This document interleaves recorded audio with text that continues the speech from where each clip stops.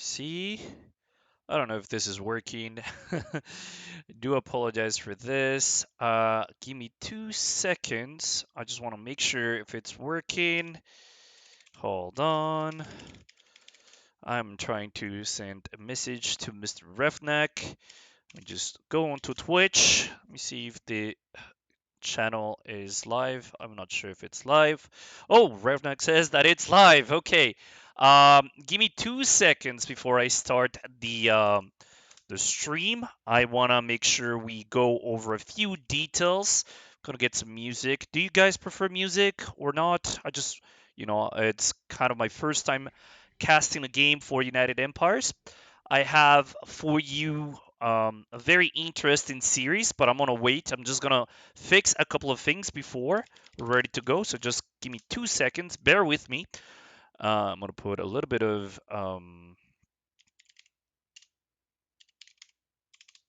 music. There you go. We're gonna put it on the very, very low. Yeah, copyright free. Go. Just a moment, boys and girls. Let me just get this right here. Okay, that is playing. For some weird reason, I cannot hear myself. So there we go. We have a bit of music in the background. Hope you guys are enjoying that. I'm gonna post one more thing, and then we're gonna get the series started. Just post this right here. Do a little bit of promotion for United Empires as well. Don't worry, you're not missing on any action. The casted games and series will start very, very soon.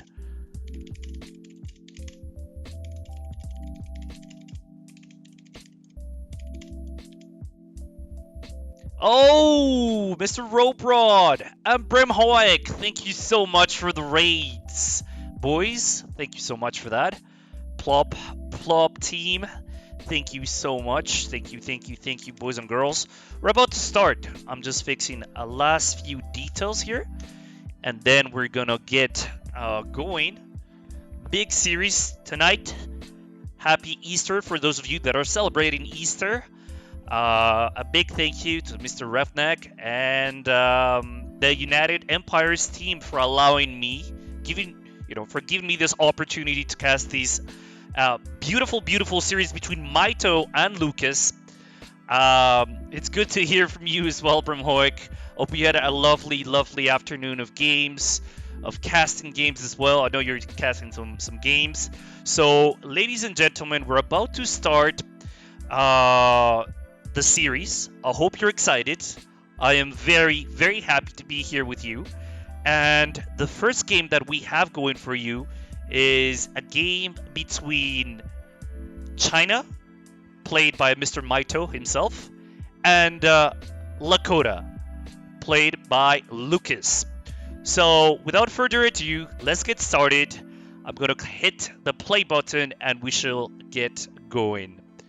I don't know if you guys want to have some predictions. I think maybe someone can assist me. The United Empire staff, maybe you guys can assist me with the predictions. I'm going to take care of the casting, and I want to open chat on the side so I can keep track of the comments, make sure that I can read you guys and answer any questions or any concerns from the developer team, just from the United Empires team.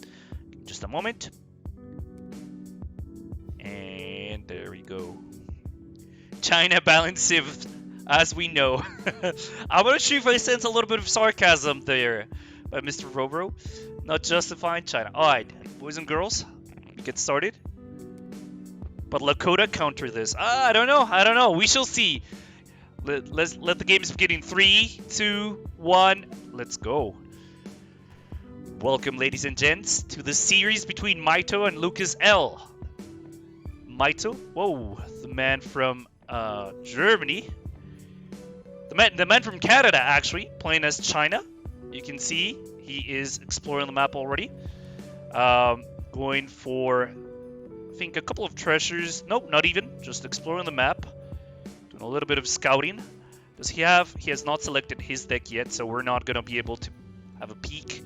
Let's go on to Lukas. Lukas playing Lakota, a very, very powerful civilization. Some would argue that it counters China. I personally find the match very, very difficult. Lakota does have excellent hand cavalry, and as you know, that's one of China's main weaknesses. But at the same time, China is a lot stronger than it used to be. A lot of potential in H2. We see Lukas exploring the map, being very aggressive, taking the treasures closest to Mitoe to deny him that ability to claim them later. So very aggressive scouting, very smart. Do we have a deck? Not yet. We have no deck selected. The dog lover Pogo Play, yeah, it is I. Pogo Play casting the games for you guys today. What is this? That is a 60 wood treasure, excellent treasure. Lukas going for it, using his ability. And is Mitoe going to... No, Mitoe is nowhere close to this treasure, so Lukas has nothing to worry about. Mitoe claiming a 40 food treasure of his own. Not bad, not bad. And 60 wood for the Lakota player right here. Excellent. We have a couple of Vils in queue. Nothing too crazy. Let's see if he has selected his deck. I don't believe... Oh, there we go. First card, a very classic 4-villager shipment to allow his economy to, you know, get a little boost. Get a solid economy going. Let's go back to Mr. Mitoe. I'm more interested in knowing what Mitoe is going to do because I guess Lakota has a very standard opening with the villagers. There we go. The first card, is it going to be Northern Refugees? Each village and town center will do a one-time muster of one villager. Does he have 2 villages? He has 1. What? I don't understand. Why would he send this card when you only have 1 village? Is he gonna make it? Is he gonna get the 2nd village done in time? Are we gonna see some crazy micro? Oh, it's gonna be close. It is going to be very close. I think, yeah, this is definitely going to go up. So he's going to get 1, 2, I think he's going to get 3 Vils, if I'm not mistaken. I could be wrong, though. But we'll see in a couple of seconds. So 2 villages for Mr. Mitoe. And the Northern Refugees card arriving in a couple of seconds. And he's going to go to... You go 15 Vils. 13 Vils total for Mitoe. Excellent timing, 2 minutes and 38 seconds. And he's going to keep training Vils. Not looking to age up right away. Very, very interesting.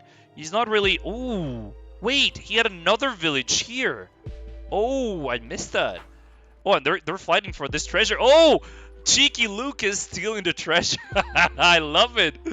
I love it when Lakota players do that, you know? Lakota players can be so obnoxious at times because they can just go in, steal your treasure, and then pull out. You know, pull away without a worry in the world. So Lukas lost the treasure. I think Lukas won a treasure, free treasure basically. And Mitoe is kind of thinking his next move. He has a forward village, maybe a shipment point for some aggression. I don't play a lot of China, so I do apologize if some of the things I'm saying are not accurate. It's not my main civilization, but. 17 Vils, and we don't see an age-up yet. Oh, he's eating the goats and the sheep right away, and he's going to be aging up with a Summer Palace. Very standard age-up as China. Let's see, Lukas. Lukas has 16 villagers. He's already halfway through the age-up. He's going for the chief. Very interesting. He secured a trading post right away. He's only sent 1 card. He's saving one of his shipment for later. He's gathering more wood. Is it for the stable? Because he already has a TP. Usually you gather 200 wood in transition to get a first TP, and then maybe you get the 400 wood from the standard age-up, and then you make your military buildings with that. But again, he's just gathering a lot of wood. We don't have a market yet. We do have a couple of sheep right here. Ooh, a Warhawk. This Warhawk, though, is a little bit out of TC range, if I'm not mistaken. Well, almost. Yeah, TC can still fire, but it's a little bit far away from the TC if you know, like if you I don't know. I don't like this position, this Warhood. I think it's a little bit risky. But at the same time, he's building TPs. Maybe he's trying to secure it with the TPs. Shall see how Mitoe is doing. Mitoe is still gathering, almost up. And he is going for a consulate. He didn't send the consulate, the T expert, which is very peculiar.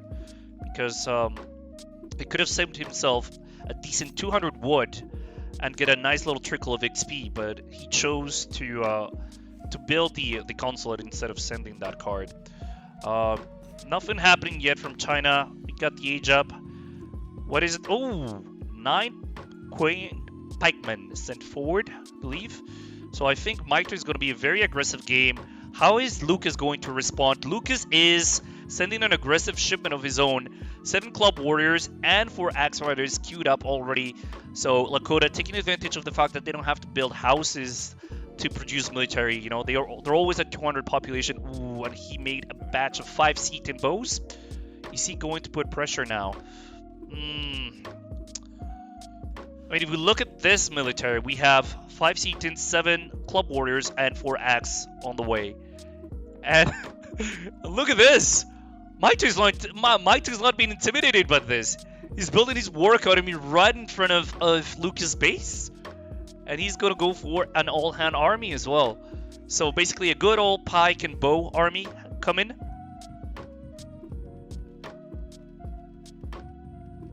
Yep. Just basically pikes and bows. That's basically what he's going to go for. And he is sending his 7 step riders as well. Oh, this is going to be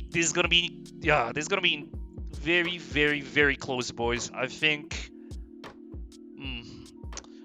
I mean, Lakota, if Lakota chooses to fight defensively, they can easily win, right? The TPs will boost the hit points of the Lakota forces. Lakota going forward with a total of 10 Seatons, 7 clubs, and 4 Axe Riders. And he's doing damage right now, picking up 1 Chokunu, 2, no, not yet. Oh, there you go, Step Riders are coming out. And I think this is going to be a short battle. Quick battle, there they go, clubs are going into the pikes. Axe Rider chasing the Step Riders. Ooh, nice patch coming out. Who's going to win this? Is he getting a buff from the... Oh, the Explorer is about to come down. Chinese numbers are dwindling at the moment. Oh my god. Oh, he's almost out of pikes. Look at the seat on Micro. So clean. Clean up all the pikes. He still has 2 Axe Riders, 4 Axe Riders, and just look at this. Lukas being extremely, being so smart about his units and keeping his massive Seatons alive. And that's basically it. That's basically it, boys and girls. GG. Game number 1 goes to the man, Lukas L. and the Lakota. Let's have a quick look at the post-game statistics. A very short game. In terms of resources, pretty close. Economy, pretty close. And military, I mean, this game was just a game of shipments, if you think about it. 30 units for Mitoe, so 2 more units than his opponent. And Lukas with 28 units, but look at the units killed. 38 enemy units killed by Lakota. Just amazing. You guys don't want me to put the music? I can cut it off. I mean, if you guys are not interested in the music, I can cut it off as well. So there we go. Beautiful fight. I believe, if we look at the map quickly, I think these units were very clutch. The Seatons obviously have good range resist, a good attack, and their volleys are pretty fast. Basically, he sent all these 3 shipments to claim his victory. So very well done to Lukas. Very well done to Mitoe. Let's go on to the next game. I hope you guys enjoyed that. I don't know if you made a prediction, but but yeah. Well, Mitoe's shipments were mostly countered by Lukas. Yeah, I mean, it's a tough matchup. Don't get me wrong, it's a tough matchup, but at the same time, I don't know, I feel like it could have backfired. So we have Lukas L with 1 point right here. Remember, this is a series of 5 games, and Lukas has the lead at the moment. I will be loading up the second game. I don't know if you guys are ready for this. Do we have time for a prediction? Do we want to do a prediction on game number 2? I'm going to pause it for a moment.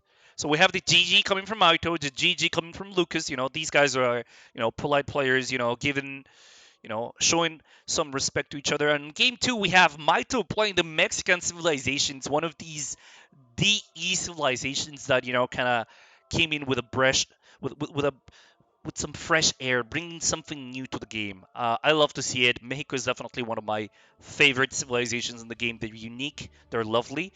And Lukas now playing as China. So a little bit of reverse card here. Lukas is maybe trying to show Mitoe how China is meant to be played. Of course, I'm just talking. These guys are obviously not talking any trash or they're being very respectful. I'm just saying what comes to mind. So, ladies and gentlemen, get ready for game number 2 between Mitoe and Lukas. Let's go. So, Mitoe, Mexican civilization. Currently, there is a very, very powerful meta. With Mexico, you usually go industrial. That's one of the strongest meta, the fast industrial. If you watch Lionheart, you know that this is one of the things that makes Mexico quite strong. That fast industrial in like 10 minutes, 12 minutes. And China being that other civilization that has been reworked recently by the devs. A lot of new cards, a little bit of a buff to China. I think it's relatively one of the strongest civilizations in the game. A lot more flexible than it used to be. And Lukas is claiming a trading post. Very, very, very important for China. As you probably know, they rely on their shipments to make a very strong push in H3. And Mitoe is, he's not falling behind. He's claiming a trading post of his own. So, a pretty standard and similar opening from these two players. We have a deck. Yes, we have deck selected. So very similar. We have Northern Refugees, and we also have Tea Export for Lukas. Quite interesting. Let's see Mitoe. Mitoe has not selected his deck. Maybe he's going to try to do something cheeky. Maybe like an H2 Revolt. Maybe Baja. Or maybe Central America. I haven't seen the game, so don't worry. You guys are not getting any spoilers. At the moment, we are sitting on 10 vils. He's chopping wood for the house because he spent his initial 200 wood on the trading post. So he has his first shipment lined up, and he's going to go for the Hacienda. The Hacienda and the 2 vils, pretty interesting. He does have quite a lot of crates, and he does not have a card that makes it cheaper to revolt as Mexico. So maybe he's going to go for a fast fortress or an H2 Mexico. I don't know. This is really hard to tell. He does have very good cards in H2. I like those shipments. The Insurgentes are one of my favorite units in the game. Mitoe going to be claiming this. How much is it? Let's see. This is... How much is it? 75 food. That is delicious. 75 food. Yeah, he's going to have a pretty fast age up. And Mitoe 80 food. Okay, so he got 5 more food than his opponent. Wait, did I get... No, I got them mixed up. Lukas is China, and Mitoe is Mexico. Yeah, sorry, my bad. It's because they just switch. They switch civilizations. Let's go. Let's get this Fog of War back in the game. I like to watch the replays with the Fog of War because it shows you what the player has explored. It shows you if he took care of, scouting his opponent's base, if he's claiming most of the treasures in his, closer to his TC, and I think it's more strategic to keep this view up. We have Mitoe, farming this treasure. He's gonna get that 75 wood, probably for a market or a house. So he's gonna be aging up. He's aging up as Michoacan. Perfect. Let's go back to Lukas, and then he's gonna grab that 75 wood. Very, very interesting. Lukas looking for another treasure. I don't know if he has scouted it. Nope, yep, there we go. Lukas has scouted most of his side of the map. You know, it helps that he has this disciple, right? The disciple helps him cover more ground and also choose the better treasures on his side of the map. A lot of wood on this side actually. You have 120 wood and you have 75 wood here, and the T export coming in. Excellent. Classic Egypt Summer Palace. Consulate going up. I don't believe we saw some northern refugees action. I don't believe we did. We have 16 vills. It's at about 3 minutes and 38. Not bad at all. I think he's going to choose... He's going to go with Russia. Okay. Russian allies. We see this Vil was dancing a little bit. He was doing the moonwalk. I don't know if you guys picked up on that. Let's go back to Mitoe. So Mitoe went straight into his opponent base.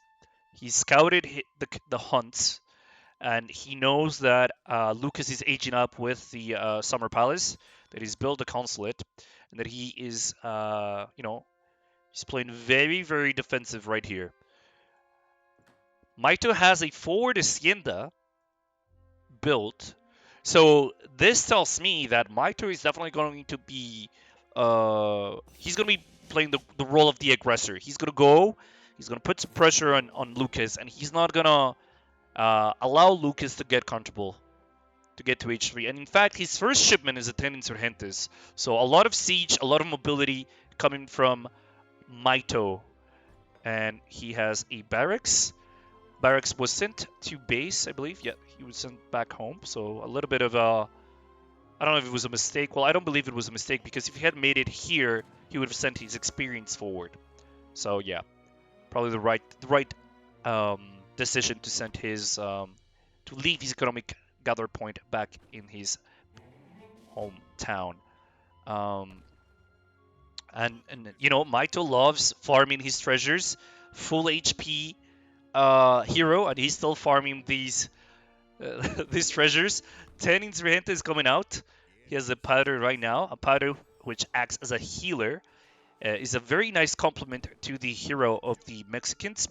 It allows them to, you know, be very aggressive in terms of map control, in terms of taking treasures, and, you know, healing units that have taken some combat damage.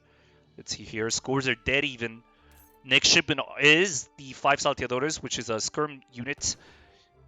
Mitoe going in with the 10 Insurgentes sieging the Summer Palace. Not sure what to think about that. Summer Palace is such a, you know, big building, 5,000 hit points. I don't know if this is what I would do in this situation. Blockhouse, defensive blockhouse, also shooting at the Explorer. I mean, it's going down, but I don't know if he can keep up this pressure for too long. We have 8 Insurgentes left. What is the answer from Lukas? Lukas has no units at the moment. He has one all-hand army coming out from the Summer Palace? Is he not training units? Why is Lukas is not training any units? Does he think he can hold without making any units? Or yes! He's gonna be going into H3 right away! Oh! Oh my goodness! He's aging up? He doesn't feel threatened enough by this play. But Mitoe is not gonna let him age up. I think he's gonna come in. More pressure. I mean, he is sieging, right? Like, he's sieging, but at the same time, like, he's not idled Lukas. Lukas is still gathering. Lukas is still going up. Is this the right call? And the Mexican Explorer is about to go down. Militia being called. Disciple. So good. He got lucky. Made out Disciple with his attack. Only... Mitoe has 3 Salteadores left. 9 Insurgentes. The Chicanos, which is a nice, very nice, powerful hand cavalry unit, is putting some pressure, but they're getting shot to pieces by this TC right here. Oh, it's gonna be close. This is gonna be very, very close. Mitoe making more Insurgentes, and then the villagers. Oh, taking down the 240 XP. Lovely, Lovely take by Mitoe. His aggression is paying off. He wants to, pop his opponent. There you go. The Chicanos are going around. Couldn't get any value. One Chicano left for Mitoe. Oh, but these Insurgentes are taking some heavy casualties. And the age up. Luke is ready to H3. Oh my goodness, look at this. I know these Arquebusiers are just gonna pick up these Insurgentes like nothing. I mean, Mitoe is in full retreat. Was this worth it? Was this pressure actually worth it? Let's go back to Lukas. Lukas has 23 vills. He's in H3. He has one shipment ready. He's housed at the moment, but that's not necessarily a bad thing. He's making a village, so he has the air advantage and the powered spy coming up, right? China has a lot of good shipments in H3, and so he can get a very substantial mass of units quite fast. Still with the Russian consulate, but he's in relation with the Russians. He's probably going to ally with the British or the Germans, either for attack damage or for cheaper armies. I don't see any barracks, which is kind of peculiar because... Oh, actually, I missed this, but Mitoe just took down a Lukas TP right here. So no more XP coming up for Lukas. Lukas is going to have to make some difficult choices ahead. So he's going to send the 11 Shangdao Swordsman. Good units. Excellent against cavalry. He is still going to have to wait quite a bit for that Flying Crow. So at the moment, he only has 8 Arquebusiers and the 11 Shangdao. See what Mitoe is up to. So Mitoe has 29 villagers, a little bit behind in terms of eco. He's not hunting. He's on berries for some reason. He has a cathedral, which is the church equivalent for the Mexican civilization. Generates 1 experience point per second, 1 trading post. So, you know, I don't think he's in a bad position. He's also aging up as the Tabasco federal state for Mexico. Not a bad age up at all. He's going to be making some stables, as he is probably very well aware.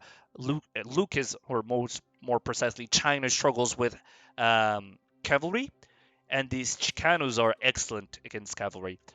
Now they're a little frail. They don't tank a lot of damage, but they do pack a punch. So let's see what it's gonna happen. Let's see what's gonna happen here. Ooh, I think he's gonna claim this treasure. It's basically, oh no, maybe not, maybe not. Lukas putting up the pressure, taking down the barracks of the Mexican player, Mitoe. He's going to claim this treasure. It's 120 wood. Basically, he's going to cover the cost of this barracks that's going to get taken down. Substantial mass from Lukas. Let's see, how many units do we see here? Lukas has 14 Shangdao, 11 Arquebusiers, and that's it. He's going to take down the Hacienda as well. And this is going to bring a lot of XP back into Lukas, And, oh, he's sending the 5 Meteor Hammer. So I think this is going to be a very strong push by the Chinese player. He's going to, make Mexico pay for taking down their summer palace, It's a war of vengeance happening right now. 240 XP, so basically the same experience that Mitoe got from destroying the Summer Palace. Lukas basically got back by destroying the forward Hacienda. So these players are way too close. They're dead even. Lukas going forward. He is not... See, this is one of the things that I'm telling you. He did not scout Mitoe's base. So he doesn't know where Mitoe's villagers are. He doesn't know what he's walking into. And let's see what kind of impact this has on this possible push. He's trying to make a Forbidden Army at home. Flying Crow almost out. Let's see here.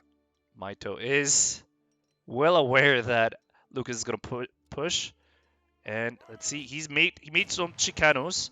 These Chicanos are not H2. These are not veteran Chicanos. And if this table goes down before they get the upgrade, he's not going to get full value. We have veteran Salteadores, which are veteran skirms right here happening. Ooh, this might be the battle of the game. Hold on. We see Shangdao going into the cavalry. A little bit of a Control Z move. Salteadores are hitting the Shangdao. I want to see how many Shangdao are. 11 Shangdao is still in the field. 12 Arquebus Gears. And still 5 Meteor Hammers. This is a strong push. Explorer, Chinese Explorer still up. Only... Oh my god. This is going to be close. I think Mitoe is still going to take it. I mean, these Meteor Hammers do have 30% range resist, so that's quite substantial. But the Salteadores are just better units than the Arquebus Gear, and they're going to trade much, much better. Oh yeah, this is what I'm telling you. Oh yeah, look at this. Look at these trades. Oh wow, only 8 Arquebus Gears left on the field. More cavalry incoming, but no anti-cav for Mitoe. Mitoe needs to do something. Oh, he's paying a price for this. He needs something. He needs... Oh, there you go. The Peaky Boys are out. The Insurgentes are picking out... Yeah, 1 cavalry. 2. Oh, yeah. This is a good trade for Mitoe. I like this. There you go. Lukas is... Lukas is pulling back. He decided this was too much. He pushed. He took a chance. But excellent hold by Mitoe.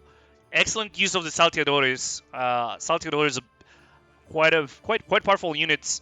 20% attack at range, 132 hit points, and just look at this. He's chasing. Just want to know if he knows where Lukas is. I don't think he knows. No, he doesn't know where Lukas is. I mean, you want to be careful here because you only have, what, 4 pikes? That's not sufficient to defend this mass of skirms, right? If Lukas had a full army of cavalry units, he could clean this up. Oh, this is risky. Oh, yeah, he did. Why is he leaving his base with only 4 pikes? I would be so afraid to leave my base with this few pikes next to my skirms. But then again, I'm not a top... Look what I'm saying! Look what I'm saying! Lukas doesn't know Mitoe is right there. He doesn't know. Does he know? I don't know. Like, look at this army! Oh my god, he knows now. Oh, this is gonna be an interesting battle. Flying Crow. Also, oh yeah, Mitoe's pulling back. He knows he knows this is a battle that is gonna be way too costly for him. He's decided to pull back, retreating, taking some damage. These Chicanos are still not veteran, and Lukas taking care of the Mexican cavalry before he pushes in. The trees are helping the Mexican retreat. Flying Crow way too far to make any sort of impact in this game. Villagers are going down. Excellent counterattack by Lukas. I love it. Oh, he even picked up the Explorer, and he's going to pull back. He's going to pull back. He had a good battle. He's not going to be greedy. He knows that Mitoe is a good player, and that if he, he doesn't want to test his luck. He doesn't feel quite ready for that TC push, but I feel like what he's going to do is he's going to take down this trading post. He knows that Mako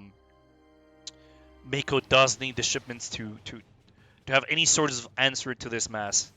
95 out of 95. So Lukas is housed at the moment. I don't know if he's making any villages. Oh yeah, he just made a village. 115 population. Great. Let's see what Mitoe is going to be doing. Mitoe losing more vills because he's... Ooh, no, actually he didn't lose them. But he did take some damage. We have 12 Salteadores, 10 veteran Insurgentes, and 5 veteran Chicanos. So he actually got the upgrades. 33 villagers to 37. So Lukas has a little bit of an economic advantage at the moment. Mitoe is going to go for a raid. Is this the right decision? It's so hard, raiding Chinese players because they usually build their villages close to the resources they're gathering. So if they see an enemy cavalry unit, they'll just go into the village and they'll be safe for a little while. Like you see right here, like he spotted the village, but there are no vills nearby. And the problem with this is that he's out of position, and Mitoe only has 5 cavalry, and he has no way to reinforce them. Lukas is chasing. He knows. Oh yeah, Lukas is gonna go. No, he's given up. I thought he would have gone and taken the 5 cav for free, but he decided to pull away, and Never mind. Mitoe is just gonna walk right into Lukas. Oh my god, not like this. Oh yeah, that's basically a gift. Oh well, I mean he did. No, he did pick the flying cross. I guess that makes it a little bit better, but uh, tough trade. I think that still went better for Lukas. Lukas gets those flying crows for free, and Mitoe had to basically use his resources to train those Chicanos. Let's go back to Mitoe. Mitoe 36 vills, making more Chicanos, making a batch of 4, and with a total of 17 Insurgentes, 12 Salteadores, and now 7 Chicanos. He knows the push is coming. There they go.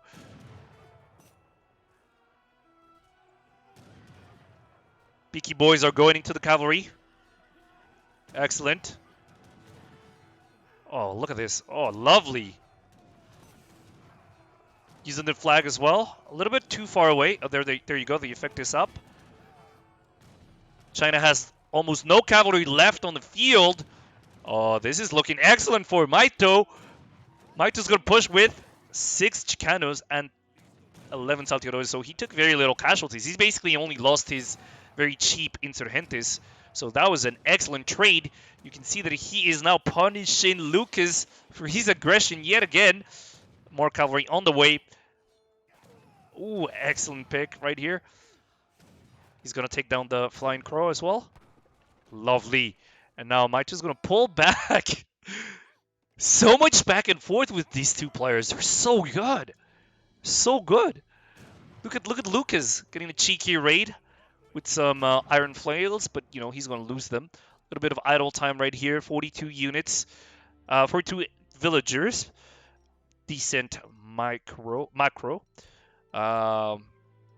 He's going to be making more forbidden armies. A very small Chinese army on the field at the moment. And the consulate, he's now going into the British consulate. So he's switching tactics. I believe he might, he's going to go for a little bit of that damage boost.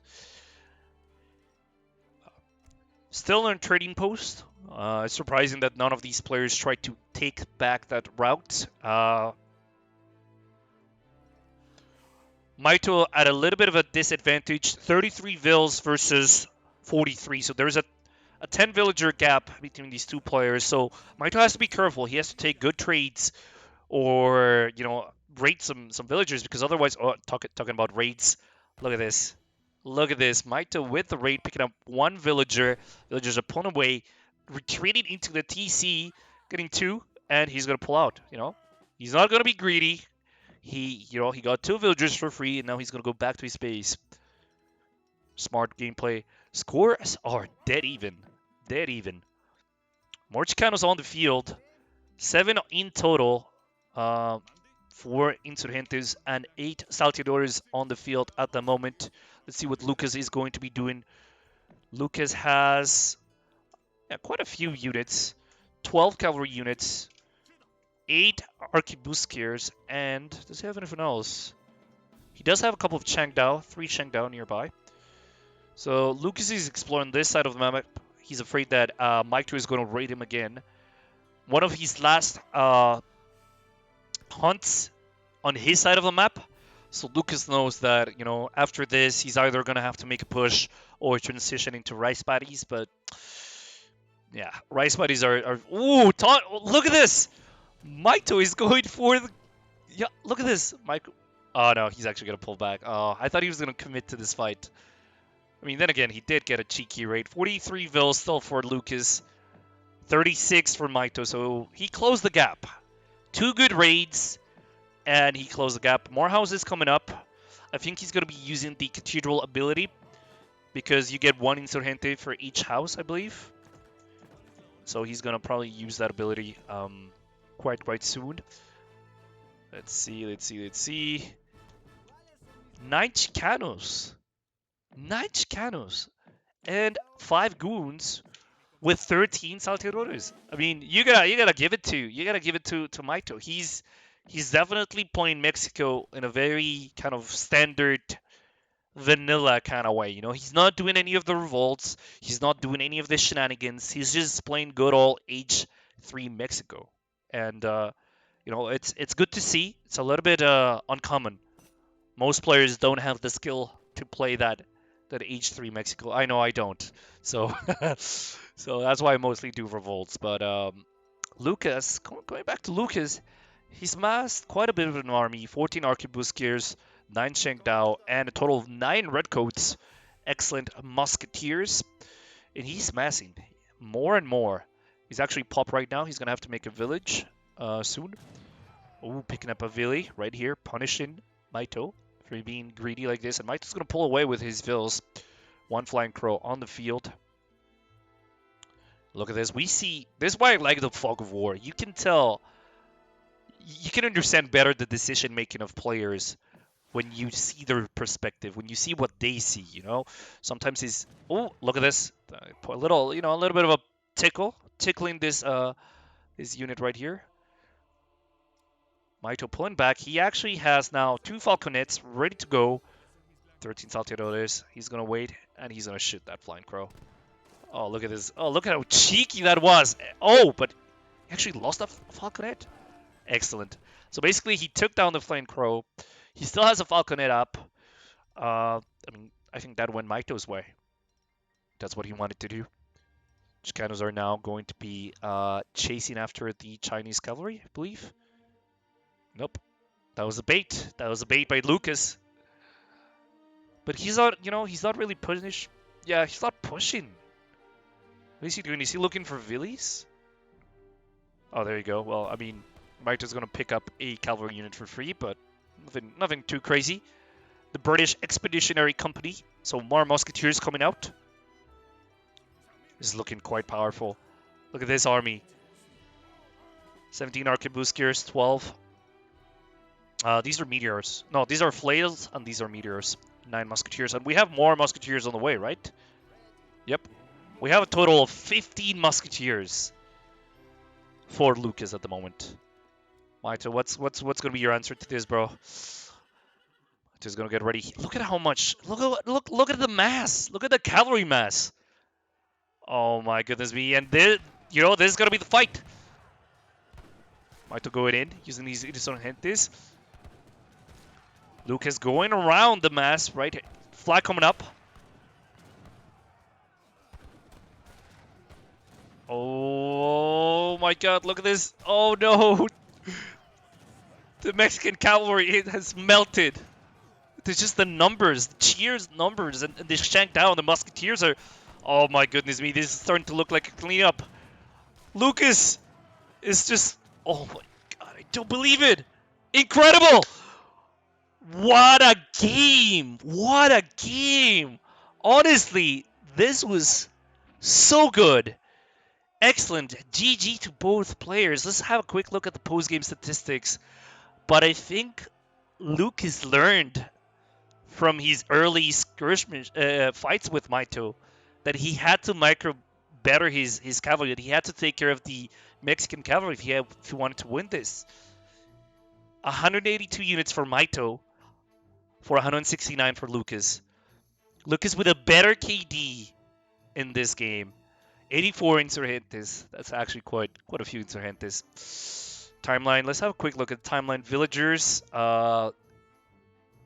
Very greedy. 18 vills for Lukas. But Mitoe played it very aggressively. Look at this. This raid right here cost them. See, Mitoe did lose actually quite a few vills during this game. And I think if he had been a little bit more careful with his vills, he probably would have surpassed Lukas' economy. He did try to raid, but it's very difficult to raid China in terms of military unit count, military unit population. Do we have military unit population? So 104 units for Lukas for 90. There you go. He had a lot of faith in that Mexican cavalry. I mean, I don't blame him. Oh, and the goons coming in a little bit too late. All right, boys, that was game 2. Give me just a moment. I'm gonna update the scoreboard. So that was Lukas taking it. So right now it's Lukas two victories. Can Mitoe find a way to answer this. I don't know. I really don't know.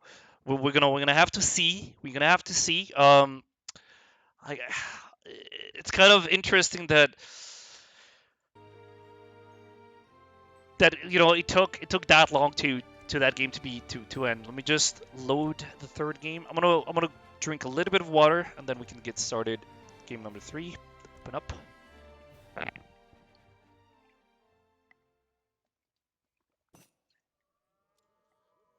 you go. Just pause it for a second. I'm gonna take a little bit of water. Another GG coming out. Look at these classy players giving GGs like that. Love to see it.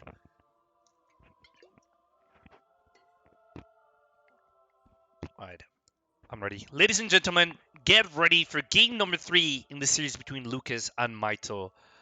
Lukas, the man from Germany, playing the mighty Aztecs, and Mitoe, the Canadian, playing the Ethiopians, one of the African civilizations that were added with the African DLC. One of my favorite civilizations. I don't know if you guys want to do any predictions. Who do you want? Who do you want? Who's your favorite here? If you're in the chat, if you guys are enjoying the series, make sure you show your support to your favorite player, whether it's going to be Mitoe or Lukas. I'm going to pause the game and let's get going. So, this side of the map, let me unlock this. Fog of War off. So we're now playing on the map Painted Desert, one of the OG maps of the War Chief expansion. A map that has a lot of cattle, dispersed all over the map. So a very good map for Ethiopia, because they can get those cattle back into their livestock market and trade it for resources, or get them fat and get a little bit of influence to make some units. So excellent map for Ethiopia. I do like it. Do like it quite a bit. Lukas on the other side is playing as the the Aztec civilization. The different civilization. I don't know why I said Aztec, and I said Mexican instead of Aztec. Community Plaza going up. Warrior Priest working on that XP, I believe. Yep, he's now getting 1 experience point per second. Explorer is right here, exploring the map. I don't know if he meant to attack this Treasure Guardian. I don't know what happened there. He just got shot for no reason. And he's now trying to steal the cows from Mitoe, but he missed it. He completely missed it. He walked right next to it, but he just didn't pick up the cow. That's kind of a... I don't know if that was a bug or he wasn't close enough. I don't know. Lukas is being very defensive, I would say, with his Explorer. I mean, I would go out of the map, and try to convert as many treasure guardians as I can and possibly find more cows. There you go. He found one of the cows right here. Nothing too crazy. Mitoe has already found 4 cows. So you see, this is what the proper scouting does to you. If you know the map, if you know there are cows scattered all over it, you'll make an effort to pick up those cows, especially if you're playing as an African nation, as China, as any nation that can make good use of early cattle, right? And look at Mitoe. He's just going to pick up another treasure, 35 wood. Excellent. We see 8 vills ready, and let's have a look at the decks. So for Mitoe, you have the 2 villagers and 1 Aben, very standard for Ethiopian players. He has the Tabanias, which allows you to train Neftanias in H2. This is something of a kind of an unexpected card because most players don't do the Neftanians in H2 for 2 reasons. They're very expensive units, but also is because you have to waste the shipment to make them, right? Other than that, I don't see anything too crazy happening right here. I mean, he's claiming some treasures, but still very early game. Lukas, on the other hand, has 13 villagers. Let's have a quick look on about his deck. 3 vills, H1. H2 has a lot of unit shipments, so this screams H2 aggression, in my humble opinion. These many military shipments. He actually has a lot of wood as well, so We shall see. Not a bad deck. Only one deck for one cow for Lukas. You know, kind of a little bit of a misplay if you ask me. Not contesting the cows, especially against an African player. Uh, he's gonna go and claim this 35 wood, so you know, pretty good. He already sent his 3 vills.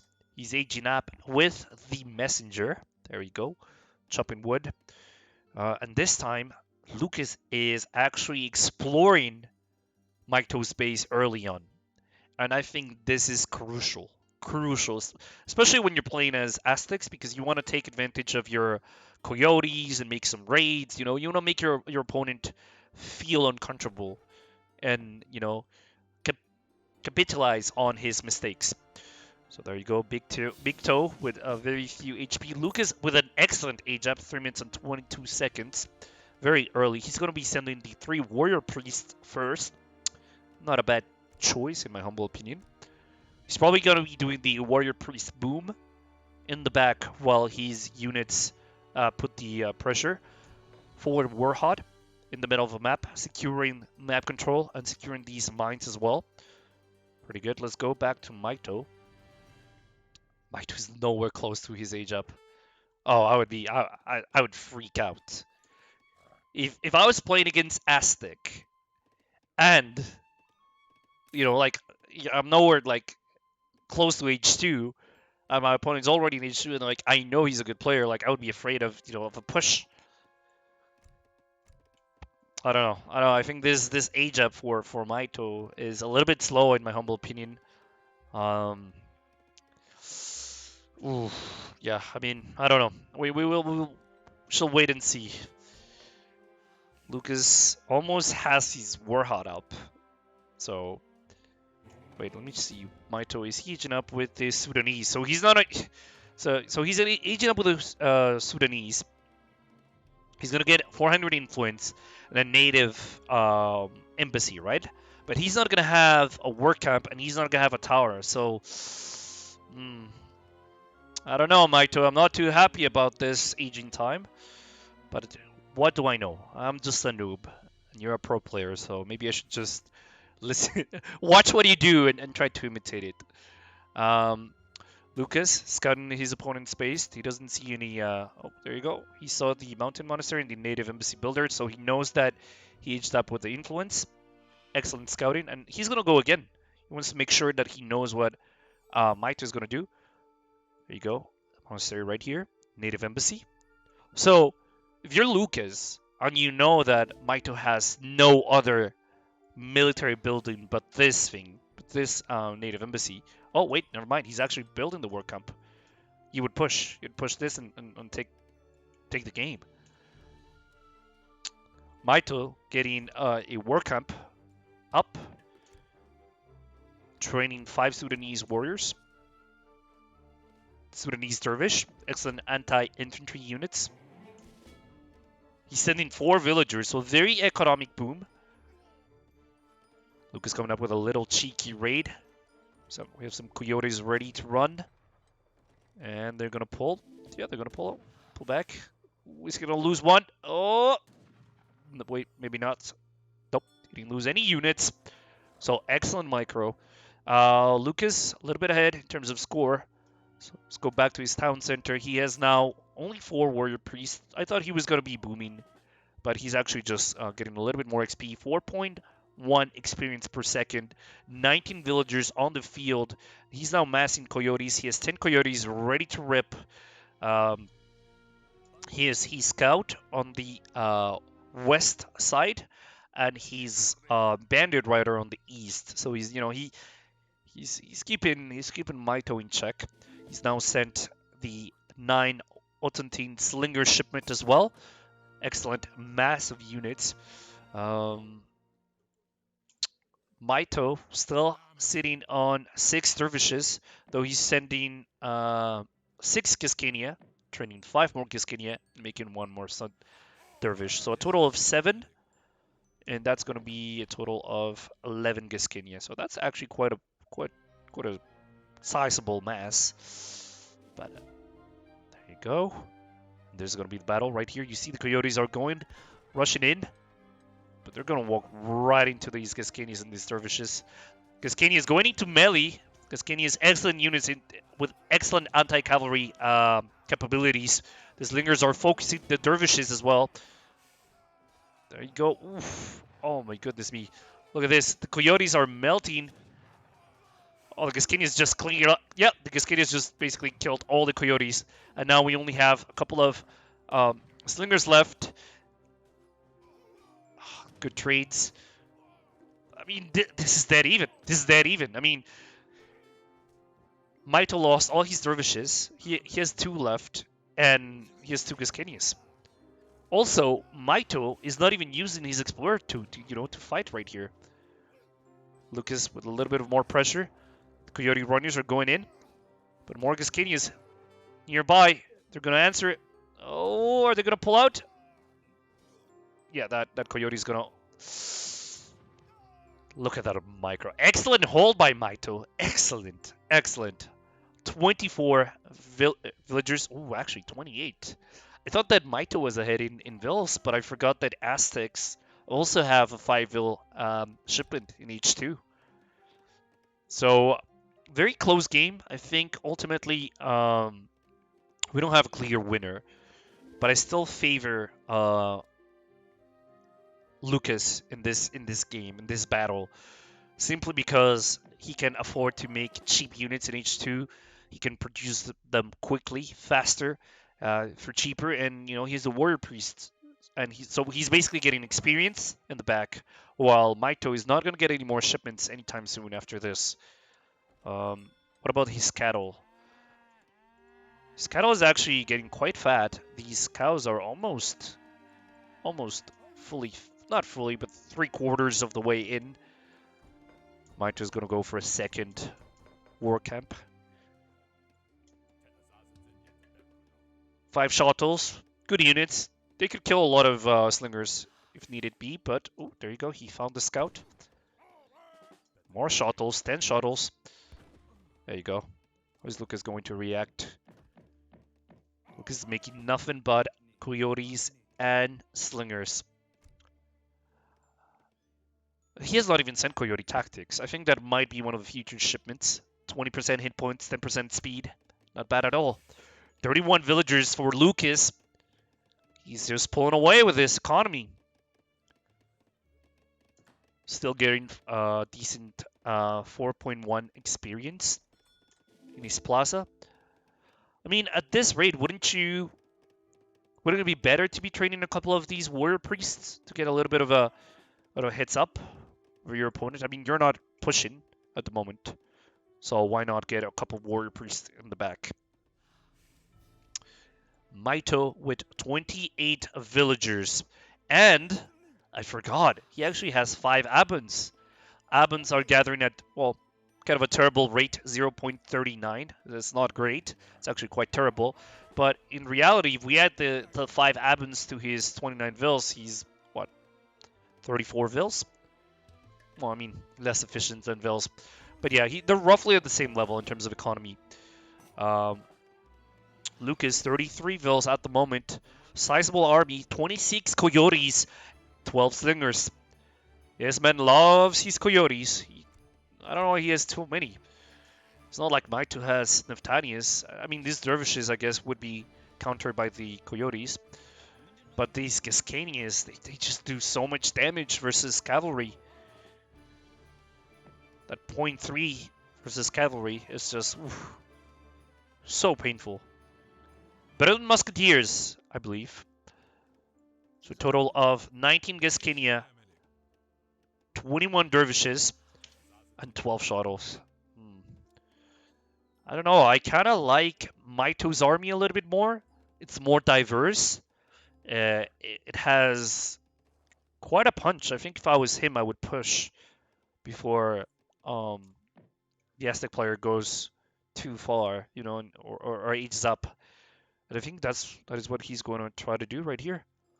He's aware that there's a Warhawk right here, so he's not going to be fighting anywhere close to that Warhawk. Oh, look at this, look at this, look at this, look at this. We have the battle coming up. Slingers, coyotes. Oh no, look at this. They're all focusing the hero instead of focusing the army. Oh no, this is gonna end poorly. Oh, those coyotes are gonna melt. Oh my goodness me. Oh no, no, no, the shuttles.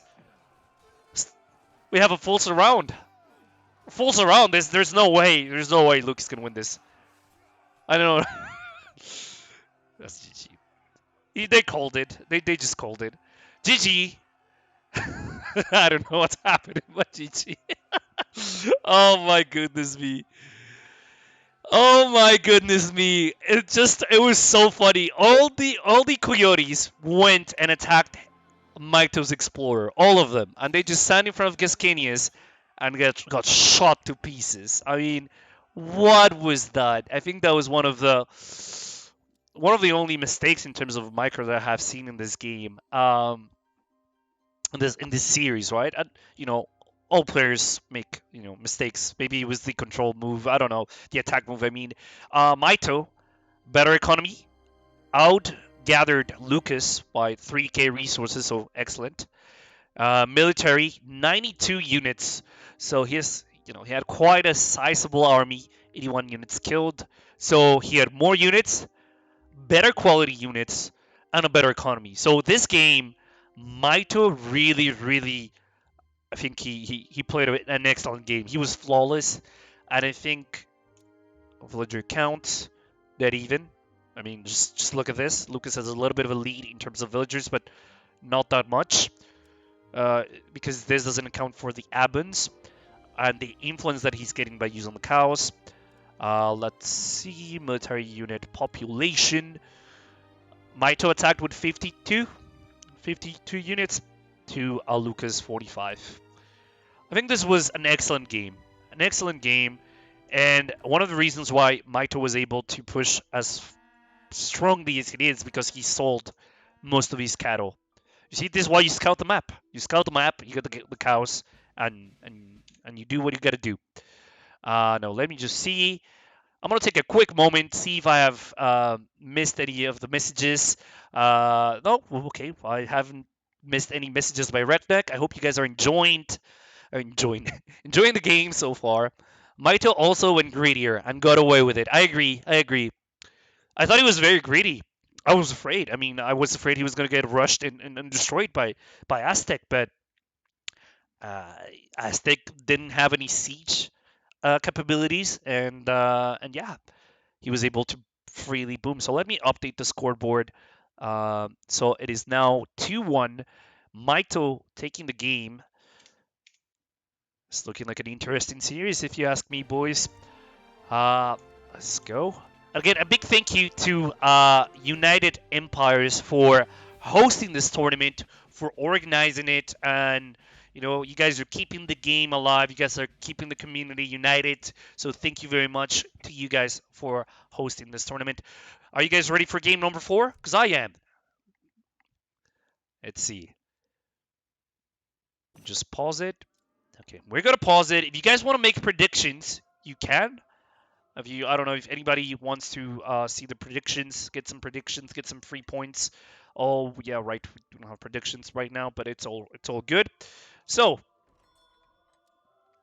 Mito playing Mexico and Lucas playing China. Interesting.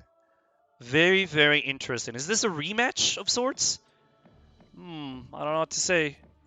I don't know what to say. Hold on. I think this is what the heck? Okay, there you go. It was a little bit buggy, but now we're back, ladies and gentlemen. Game number 4, Mito versus Lucas. Mito going for that early trading post. He loves going for a trading post. He just chops the wood for the house and he just goes for a trading post. Mito is one of those players that he likes the greed. He loves to go be a little bit greedy. And if you don't punish him, he's going to get away with it. So you love to see it. A little bit greedy, scouting the map with his cow. It's just, why would you scout the map with I would be so afraid to lose my cow, and especially to China, because China can just get it, and they have the extra disciple. I mean, granted, the game just started, and he's exploring the back of his base. It's not like he's sending directly into Lucas town center. So Mitoe exploring, very standard opening. Gonna make a house, not a deck. He has not selected his deck yet, but I suspect that he's gonna be doing something very similar to what he did last time. Let's go into Lukas. Lukas, oh, he spawned close to the sea. I think we're looking at the same deck as last time, you know. It brought him a victory, so why not, you know? If he's not broke, don't fix it.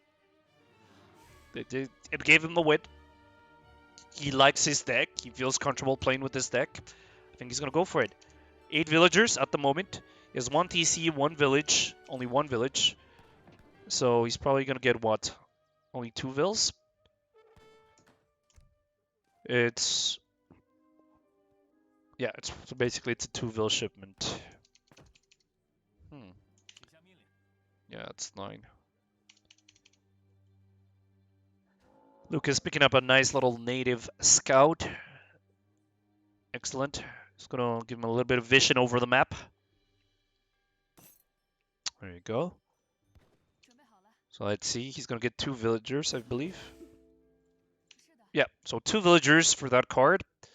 And his next card is probably going to be T-Export, as it was last time. Mitoe, on the other hand, is just making, you know, his economy. Total of 12 villagers and an Hacienda. Are we going to see a forward Hacienda or a defensive Hacienda? What do you guys think? Mitoe cheesing the treasures. 90 coin. Not bad at all. I think we're going to see a forward Hacienda as well. I don't know. Is he gonna be doing? Is he gonna try to take Lukas Summer Palace yet again? I mean, he did it once. Why not do it twice, right? Look at this. Lukas with his native scout. He knows the Hacienda is coming. He's punching the Hacienda. Look at this. Look at this guy. Cheeky. Okay, so Lukas is fully aware where Mitoe is going to be coming from. Picking up a very solid 95 wood. My apologies. Treasure. Lovely. Lovely.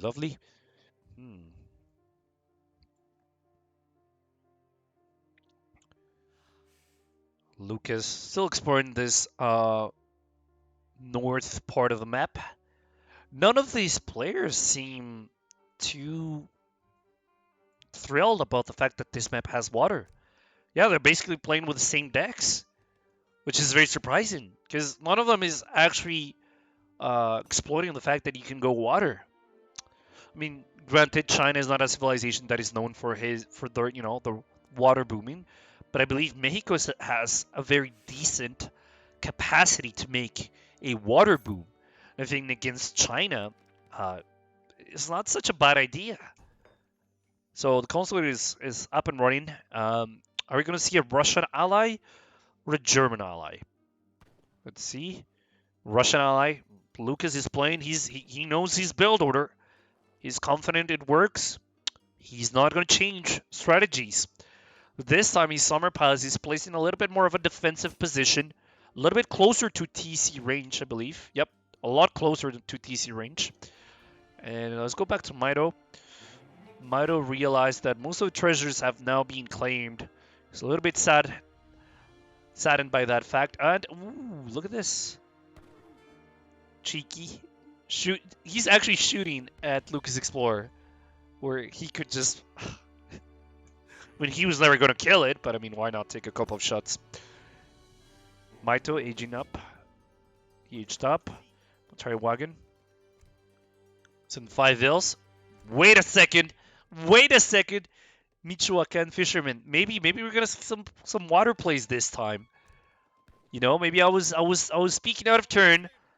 I didn't think he was gonna go for this, but he might go for that water boom. Did go for 5 vills first though. He's popped at the moment. Doesn't matter really because he's still training villagers. He's gonna be making a house. Yep, he's making a house. It's good. This Hacienda is not being as efficient as it could be because it doesn't have a cow working on it. I wonder where the cow is. Did he eat his cow for a faster age up? Mito, you ate your cow? Why would you do that? Your poor innocent cow. No, no, not the cow. Anyways, Lukas, let's see what Lukas is doing. Lukas is going to go with his, very defensive build. I think he's going to go for that Fortress Age. He's sent the 700 coin. He has a blockhouse. So, he's playing a very defensive build. He's going to go and he's going to play H3. Lukas wants to play in Fortress. It is his right. He's not going to let Mito dictate his strategy. He knows what he wants to do, and he's going to go and do it. Mito, on the other hand, he's going to go for the 10 Insurgentes. So it's like a replay from it's like the glitch in the Matrix, right? When you see the black cat walk by twice. This is basically what we're seeing. It's basically the same thread, same build order, same situation. I don't see anything different from last time. Cathedral going up, Insurgentes being shipped, Insurgentes being trained. Peculiar that the military waypoint is not the Hacienda, but the town center. Could have put a little bit more pressure earlier if he had selected this as his military waypoint. Lukas doesn't have a single unit, and he doesn't care because he's gonna be aging up. He's calm. He's composed. Confusion Academy. He's gonna go for it. 6 minutes and 19 seconds for his age up. Excellent. Nothing really to say about it. Mito coming in with a very aggressive mass, 16 Insurgentes. Gonna be taking down this trading post quite fast. Trading more Insurgentes and shipping that 700 coin back in base. So guess what? Mito is also gonna be going to Fortress Age. 80 XP being claimed. Mito is ahead in score at the moment with 25 villagers to Lukas 24. Lukas is going to be building another village. Is Mito going to be... he's... Excellent. Nice pickup. There you go. So you destroy that village. That's some wood being lost. And instead of sieging the Wonder, Mito is going to be sieging the Blockhouse, which only has 2,000 hit points. There you go. So Mito learning from that first game error to sieging the Summer Pass right away instead of sieging the other buildings that had a little bit less hit points. And he's going in, putting in the pressure. Insurgentes are popping out, dealing damage. Step Riders are dead. But again, Lukas makes it into the next era. Now is Mito that's going to get picked apart by these Arquebusiers. There you go. There you go. He's gonna completely lose this army right here. See, I think is he gonna lose his Explorer? Yeah, 45 XP to Lukas. So excellent counter by Lukas to the early pressure of Mito. You see, I think Mito had a good idea when he sieged the village and the blockhouse, but he overcommitted a little bit, and he lost his mass for it. 28 vills, so he's still ahead economically. He lost his Explorer, but he still has his Padre. And you want to keep the Padre alive because the Padre will help you heal your units, and you can just, it's an excellent unit to have in the back of your base. No units for him. Itching up as Tabasco, the federal state of Tabasco. We don't see a stable at the moment, so only a barracks. Getting a couple of upgrades at the market. Lukas building up village. Send quite a few shipments. And in relations with Russians, is he going to be going British or German? This time he actually has a war academy, a very defensive war academy. Look at this. I don't think Mito. No, Mito did spot it. So yeah, he does know that Lukas has a war academy. There you go. 8 Arquebusiers, 11 Shangdao. Going forward. Mitoe in H3 already. He's going to be sending the Dia de los Muertos, which will give him a little bit of XP. Sending some goons from town. Yeah, he's sending his goons, but oh, he canceled the shipment.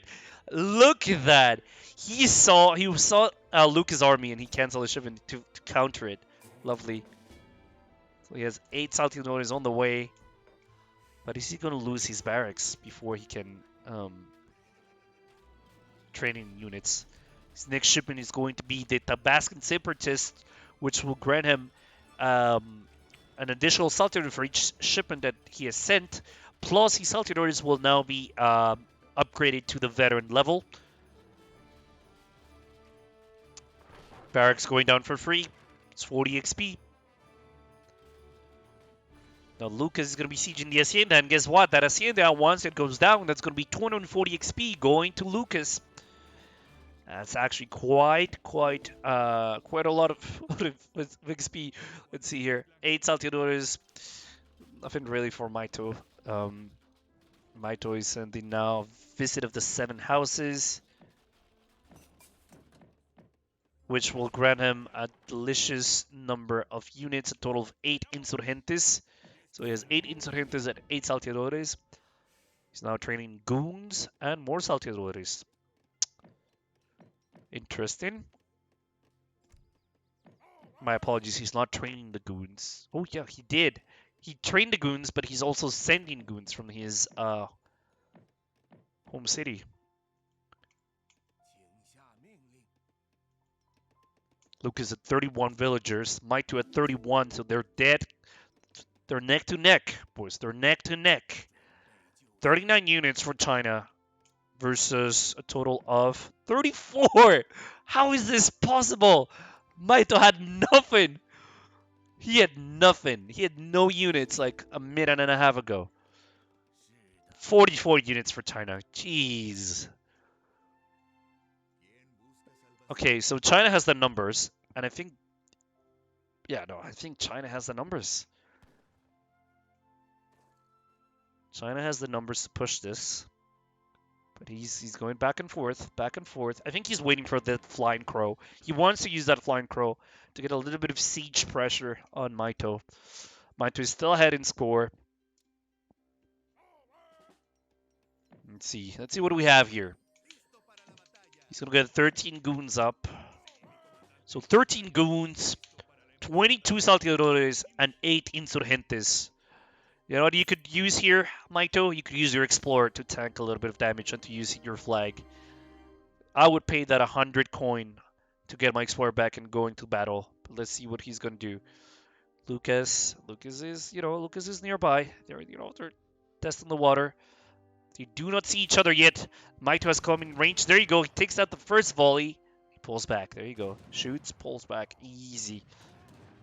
Lovely. Is Lukas going to commit? He sees the goons, I think.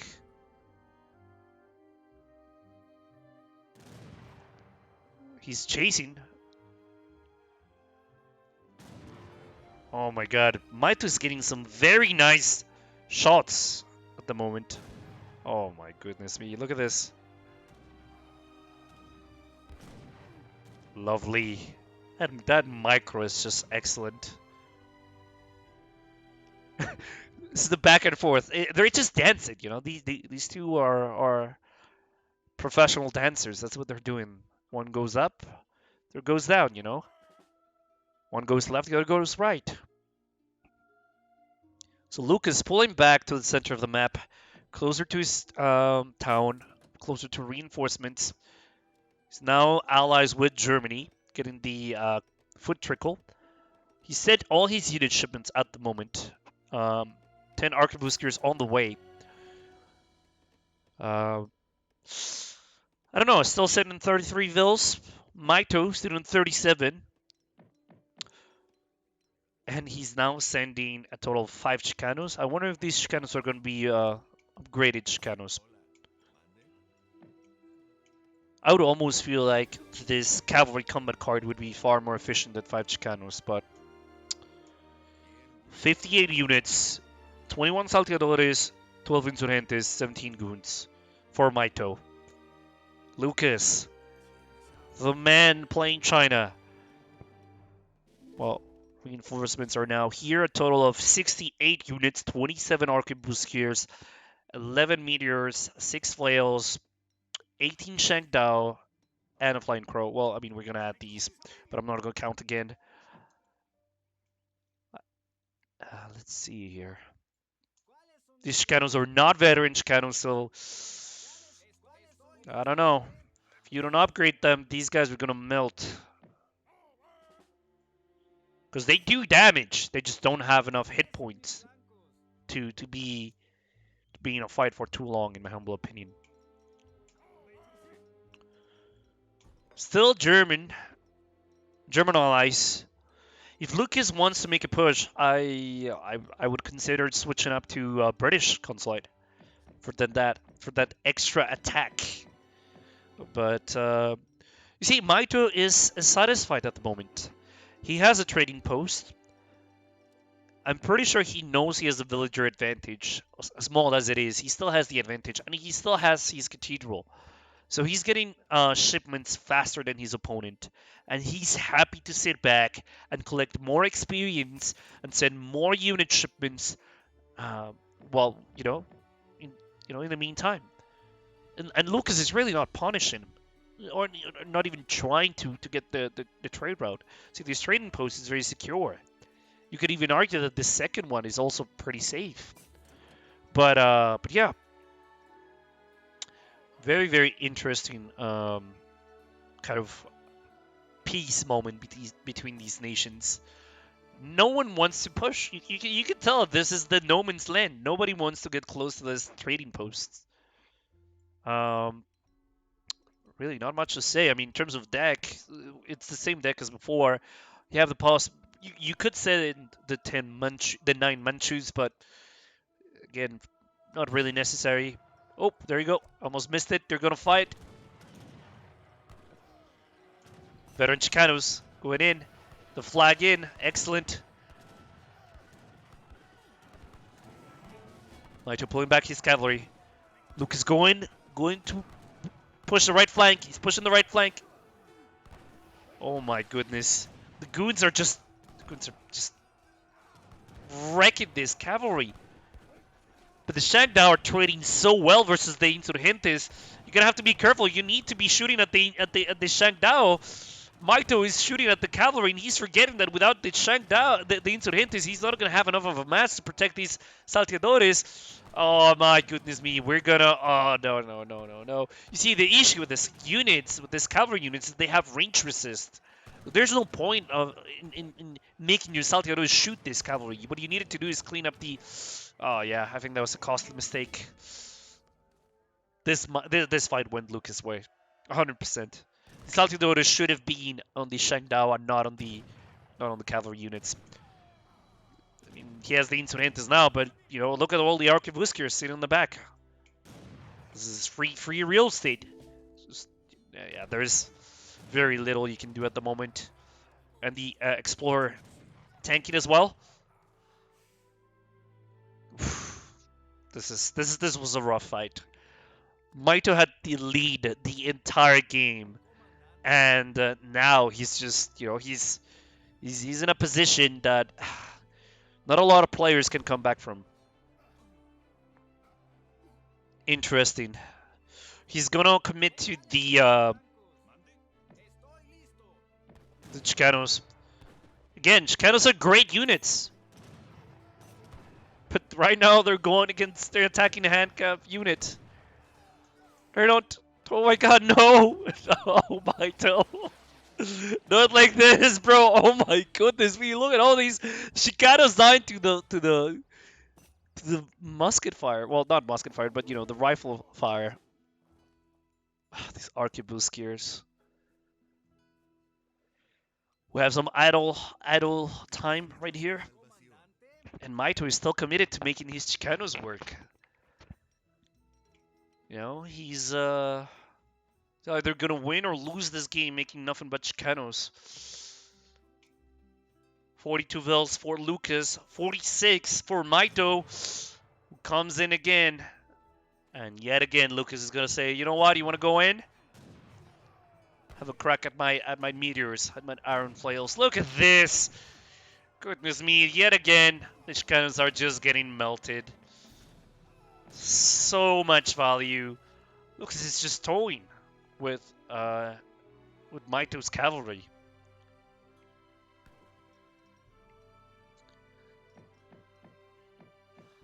And I mean, at this point, what can you do?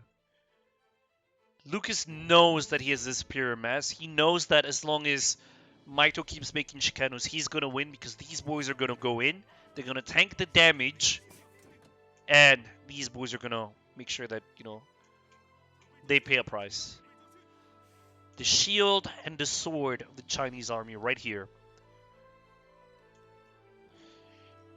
It's so difficult. And now we have the territorial army combat, so plus 15 hit points and attack to these units.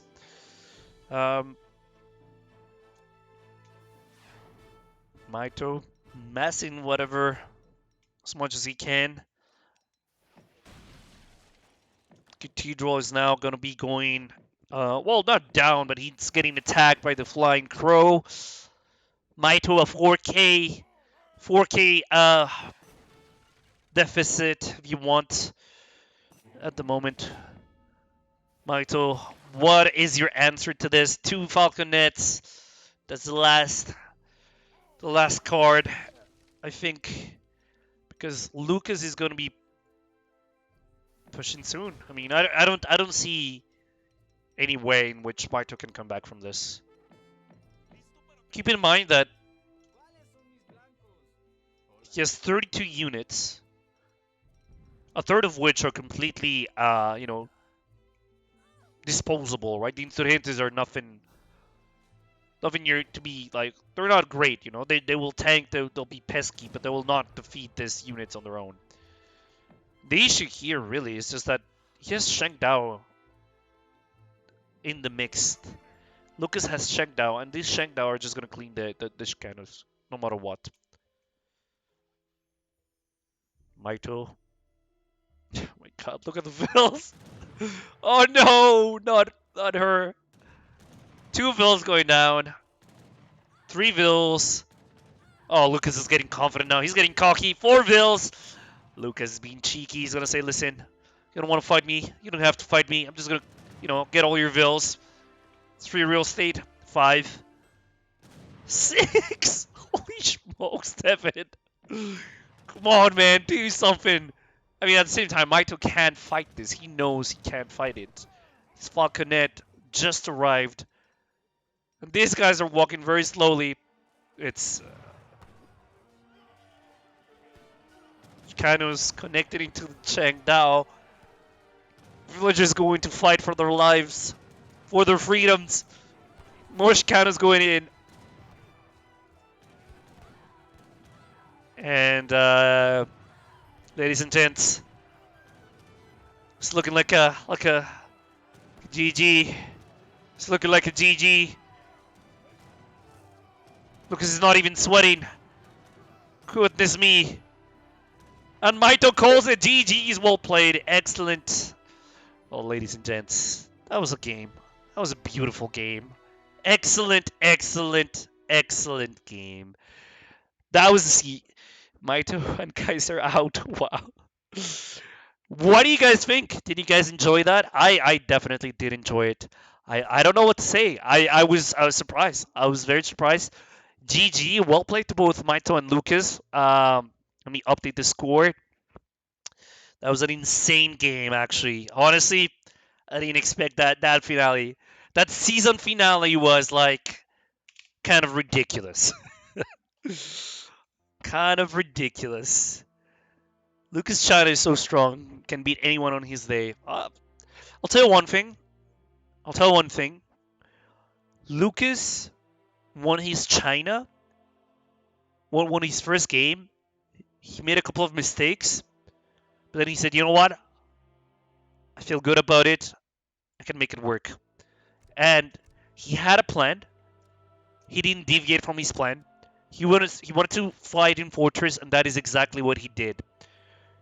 Look at this, a total of 7. Yeah, he aged up at 720. Very fast age up by Lukas.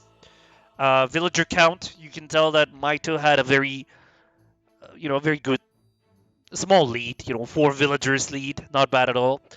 But the problem for Mitoe was the micro. I think the Salteadores shooting cavalry was a huge mistake.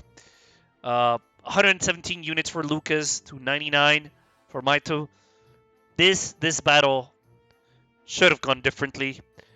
It's just it should have gone differently. It should have gone differently.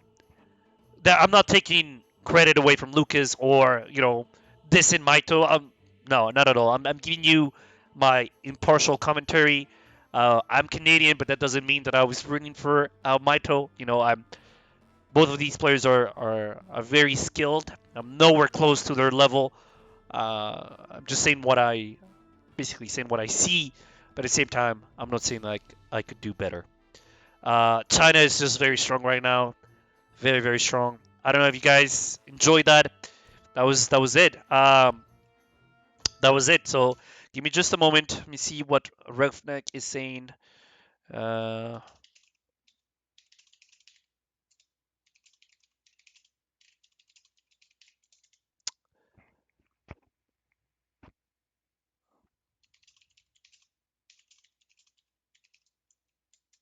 do you guys want me to do more casting?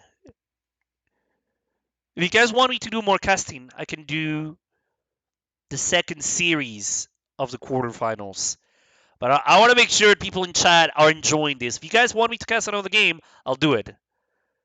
You guys want me to do another one? Because I can do it. I have the time. Yeah. All right. I see. I see some. I see some. Yes. Okay. Okay. All right. We can do this. We can do this. I think we can. I think we can. All right. All right. All right. All right. Give me a second. Give me a second. You surprised me, to be honest, Pogo. Why did I Pogo for president? Oh my god, yes. Marco, you gotta stop, bro. You cast it. Oh, thank you, Bram. Thank you, brother. Appreciate it. I'm very new to this. I don't really usually. I don't cast games. What I do is I mostly curse and play my own, and you know, I'm being very PG at the moment because this is not my channel and I want to be professional and I don't want to, these guys have put so much effort into this tournament that I want it to go well. So I'm being very PG and I'm casting this for them. So I'm going to be casting the next series. Just give me a moment. I'm going to download the Rex. And that should be it. Hold on. Where are the Rex? Okay, I'm gonna download them. They're gonna take 2 seconds. In the meantime, I wanna put some music. Let's put some music. Give me 2 minutes to take a little bit of water, and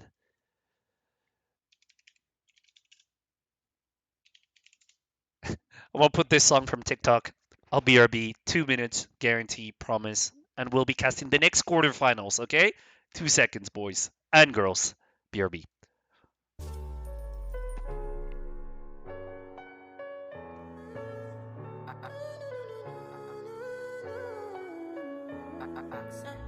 My baby, my Valentine. Yo.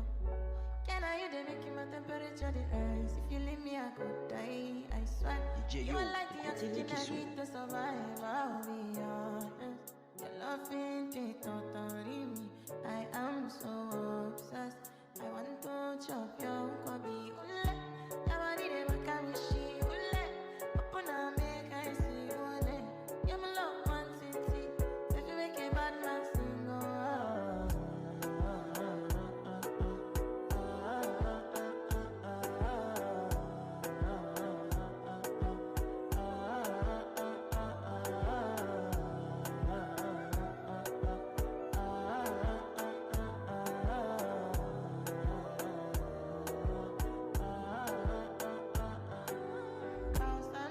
I go spend for your head. Talk on the once, I don't care what you said, cause your matter. Now him I want to carry for my head every night. Now you I want to carry to my bed. Oh, no, no. Don't tell me no, no, no. You could be my partner, never riding solo, no. And we can do I'm low-key, no need to party, oh. I feel like what you're doing, oh yeah, baby, carry go. Dance,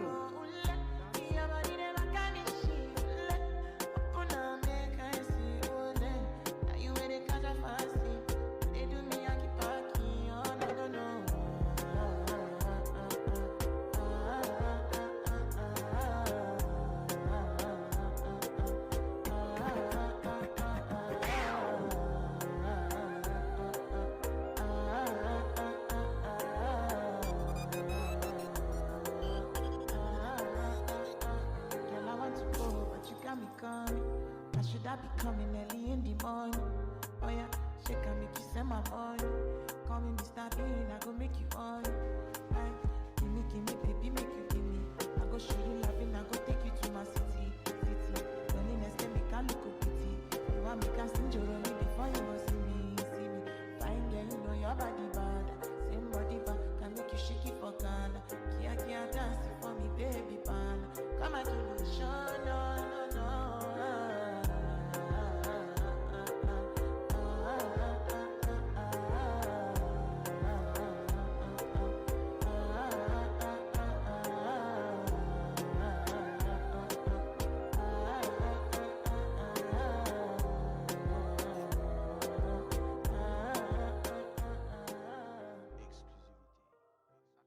Activate.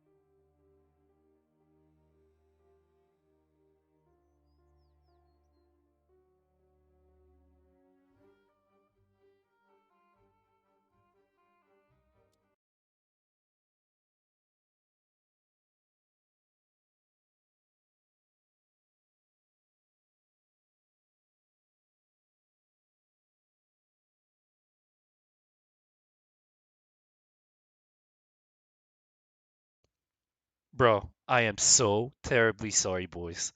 I forgot I muted my mic. I was like hyping this battle up so much. I apologize. Ladies and gentlemen, welcome back to the series, to the quarterfinals of the United Empires Spring Cup. We have Iamturk from Turkey versus Optimus from Germany. It's India versus India in this first games of the quarterfinals. Thank you again to United Empires cast and organizers for the tournament. The best players currently are here. They have played the games, and now we're gonna get going. I do apologize. There was a little bit of a technical mistake on my part, but let's get going, boys and girls.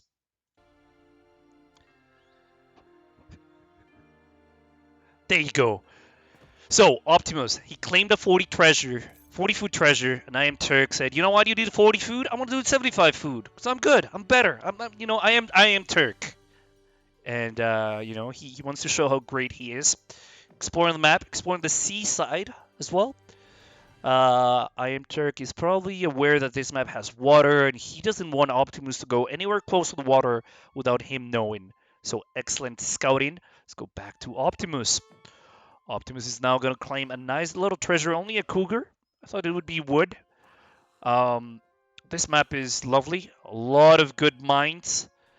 Gold mines, 5,000 gold mines right next to your TC. Excellent hunts as well. So it's very good if you want to play defensive. You have a lot of resources. Optimus claimed that little cougar. Buttercup. Now Buttercup is gonna. Ooh boy! Oh boy! Oh boy! No. Optimus didn't see it. Oh, okay, never mind. Maybe he realized that he couldn't catch it, or maybe he's just gonna be focusing on getting this 90 wood. Okay, that's decent. No, I understand that. I understand that. I was saying when I had my sound off that I didn't understand how these players, these top tier players, use herdables to scout the map. It's like a 4D chess move. Like I don't usually do it. I keep my herdables nice and safe close to the town center. And there you go, 90 wood by Optimus. Jesus, man. Just look, and he's gonna claim this one too. Look at this. Look at Buttercup giving Turks Explorer a nice little slap. Another one. In Turkey is gonna be like, it is not worth it. I'm not gonna lose my Explorer over that treasure. It's not worth it. There's too much at stake right now. I'm not gonna risk it for the biscuit. Iamturk going back. Optimus is literally standing right there, and he's not yet scouted the Agra. I love it. I love it. It's just I love playing and watching games from players' perspectives. It adds the strategic, it adds the tactical decision making. Okay, now he knows. There you go. Wander going up in the middle of the map. There you go. Optimus is going to. He knows Turkey is going after this treasure, and I think Turkey's going to have to make a very difficult decision. He either leaves the treasure or he's going to lose both of his explorers. He's gonna back away, and he's gonna give Optimus a free treasure. Oh my God! Come on, he's gonna be so close. Who's gonna take it? Oh no! Optimus is just bullying Turk at the moment. Look at this. Oh my God, 120 XP. Yeah. Optimus playing an excellent game. He's going with the Karting Mata for the age up. Let's have a quick look at the decks. Optimus has a very good deck. Not really a water deck, but he does have some cards in case his opponent decides to go water booming. He has the export, he has the trickle, he has the two caravels. Pretty good. What about Turk? Turk is basically playing something very similar, a little bit more heavy on the water shipments, but overall very close, very similar.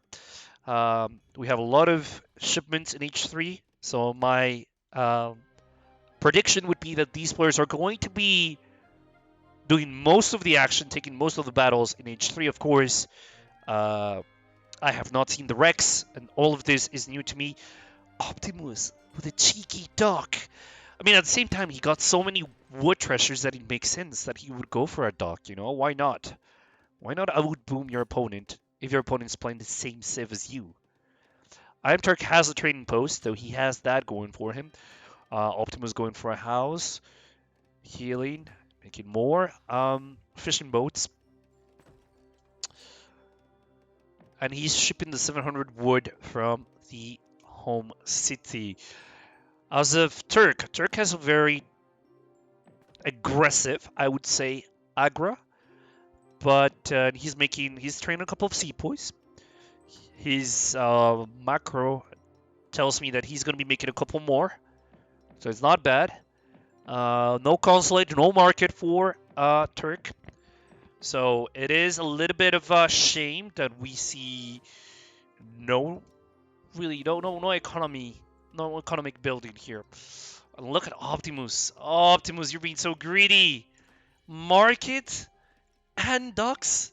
Oh, yo, this man is being greedy. Greedy with a capital G. Building barracks. Look at the herding too. Beautiful herding. He has all his hunts close to TC, close to the carding meta, getting that bonus to gathering. Increases the gathering of rate of nearby villagers. Yeah, so these villagers are being very effective. 0.97 versus Turk's 0.84. So you can tell Turkey is going to go in. He has now a total of 11 sepoys. Picked up the Cougar. Not bad. Scouting, scouting, scouting. Oh, he found some stragglers here. Oh no, look at this. Turk wants to revenge all the treasures that Optimus stole from him. He's now... Oh my god, he is actually... Is he gonna catch them? And he now scouts the dock. Oh, oh, wait, look at this! No! Optimus, the cheeky. Like, oh, look at this. 7 vills on this fishing boat. Oh, these guys are selling for a new home somewhere across the map. And Optimus sieging some houses. No, Optimus, sorry, replying with the Gurkhas. Iamturk sieging houses, but yeah, not a lot of value. You still have 5 Gurkha for Optimus. And Iamturk is now sitting at a confront. Yeah, 10 sepoys. He's gonna take down the duck. Good value, good macro on his explorer units. Lost one of his explorer, 45 XP. Oh, there you go. The Gurkhas are now... Oof. I mean, the elephants are attacking quite a bit, so I don't think this is where you want to be focusing your attention. I think the sepoys are the most dangerous unit on the field. But at the same time, I understand you want to get rid of the explorers so that you don't get stunned or stomped by the elephants. Gurkhas are now shooting at the sepoys. Sepoys are advancing, getting closer. Nice pick. 1 for 1. Turk now backing away with a mass of 13 sepoys and pulling back. 24 villagers for Turk and 30 for Optimus. Well, not really 30 villagers. It's mostly, how many? 5 fishing boats and 25 vills. Oh, and Turk! He found them. He found the villagers. He found the stragglers that escaped him. Picked up 1 villager. 2 villagers. How many more? Oh! Okay, that was good. That's such... These players are insane. Turk is now pulling back. 13 sepoys. A little bit of a miss micro here. Taking a couple of volleys that he shouldn't have. Optimus pulling back. 30 vills at the moment. 27 vills for Turk and 30 for Optimus. Optimus has also sent the 2 caravels to protect his water economy. We don't see a consulate at the moment, but Optimus did take the time to build a trading post. So Iamturk is going to have to make a decision very, very soon. Oh, there you go. So Iamturk is now sending the Ottoman Expeditionary Company. There's 3 hussars. 28 villagers at the moment. He's not going to go on water. I think he's going to give up on the water play, and he's going to focus on land. He's going to be a land-focused India versus an water-oriented India as well. We have a total of 15 sepoys. Sepoys that are going to, be scouting, going all over the map. Don't worry, I'm keeping tabs on these players. Optimus playing a very defensive India. Building a consulate of his own.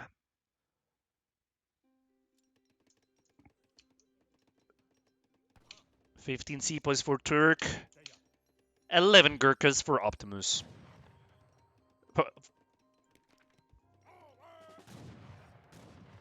Nice volley. Nice volley. Jeez, look at that. Oh, that's lovely. Optimus taking down 4 sepoys for free.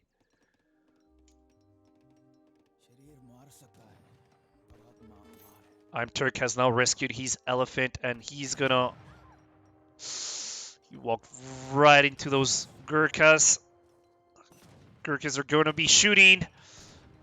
He tries to surround them with the Huss, but it is a little bit too late. He's militia called. Ooh, this is very complicated. I mean, I understand what Turk is trying to do. He's trying to overwhelm his opponent by attacking him from multiple directions. But in reality, Optimus was always in control, and he's lost 2 of his Hussars. He's lost 10 of his sepoys, and he's not in a better position than he was before. He's now at 33 vills. Market upgrades are up. Optimus is now sitting at 38 vills, with market upgrades coming up as well, with a much better army in terms of composition and also a water economy. A little bit of idle time for Optimus. 3k lead and score as well. He knows he's ahead. Now, the pressure is not on Optimus. The pressure is on Turk. Because if Turk doesn't do something soon, he's going to lose the game, and he knows it. Based on this recent shipment of 700 coin, I believe Optimus is going to be aging up. Let us see what he's going to be going for. And he also has 10 fishing boats, 2 galleys, and he sent some fishing boats forward to get to the whales. Interesting. Iamturk. Let's see. He has a stable, equivalent of a stable. He's Agra at a consulate. He's now mixing in the Gurkhas, though Gurkhas are quite expensive. And if he does mix the Gurkhas, he's basically given up on the age up, right? So that's something that you have to take into account. If you make these units that are coin heavy, 70 food, 50 gold, you're basically not going to be able to age up. We're basically committing to this age 2 fight. Optimus is now being attacked by the Turkish, or I should say rather Indian galleys. Look at this beautiful symbol right here. Some beautiful shooting. He's not actually picking up that many fishing boats. Optimus is now reacting, bringing his galleys. He's got caravels, I should say, forward. And there you go. Not a single volley was shot from these caravels. At the same time, the damage was mitigated. He didn't lose that many fishing boats, and now Optimus knows that Iamturk sent the galleys as well. So he knows that he basically wasted one shipment because his fishing grounds are quite secure. Optimus has cheeky. He's trying to do a cheeky raid, but he was caught by the Red India units. Optimus is going around on the northern side of the map. 46 vills to 41. I believe there is some action coming soon. Sowers walking to. Going in the... Oh, swords are getting melted by these Samburaks. Oh, the counterplay. 8 Gurkhas, 7 Sepoys. No, this is... I don't see... Look at this. Oh my goodness me.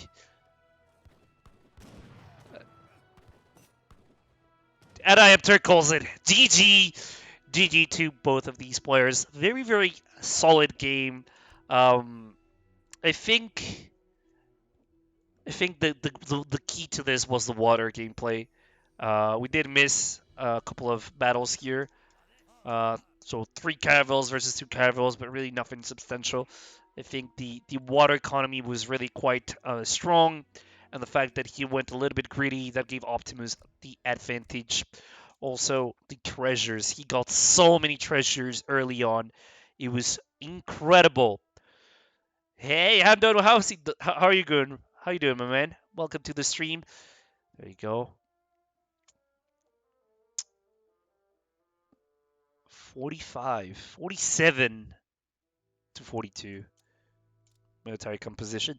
You see, this is where it goes wrong for Iamturk. He lost so many sepoys right here. Yeah, from this point on, like, Optimus had just the better composition, the mass of units, and he even got to the fortress age. So there was nothing to be done. That was game number 2. Get ready for game number 1. Let's get ready to game number 2. Just see Iamturk. There you go. And before we start this replay, I will update the scoreboard. So give me just a moment. You forgot the sound. I cannot believe it. I forgot the sound. I'm so sorry about that. Hold on. Properties. So Optimus takes game 1. There you go, boys and girls. Take a little bit of water. There we go. Ladies and gents, welcome back to game number 2 in the series between Optimus and Iamturk. The quarterfinals of the United Empire Spring Cup. The best players are here. They're all fighting, battling for the honor of claiming this cup. So welcome. We have a China versus Russia matchup. Get ready, because this is going to be a good one. On the blue color, we have Optimus playing China. We don't have a deck yet. The map is, I believe it's Mongolia, is it?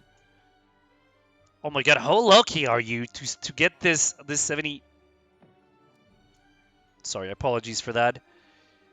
There you go. There's Optimus. I hate it when the camera gets locked into the player's view. There you go. Optimus has spawned on the north side of the map. He explored this 75 wood treasure that he didn't claim. Another 40 wood treasures. This map is just crazy. The amount of wood sitting there. He's going to be claiming these 2. No deck selected for Optimus. Let's go and see Turk's perspective.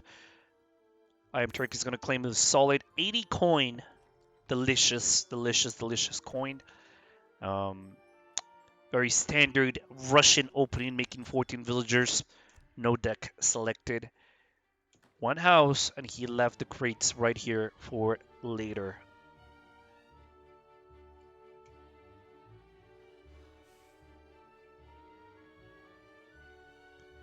Turk exploring this side of the map. Nothing crazy. Optimus, 10 villagers. Claiming the 75 wood, so Optimus getting basically, what, 110, 115 wood for free? Using his goat, his little goat, to explore this side of the map. He's going to go immediately after this 80-foot treasure and claim it. Though his explorer is a little bit low in health. I would be a little bit worried if I were him, because his disciple is actually, he only has 2 HP, so one little swing and it's gone.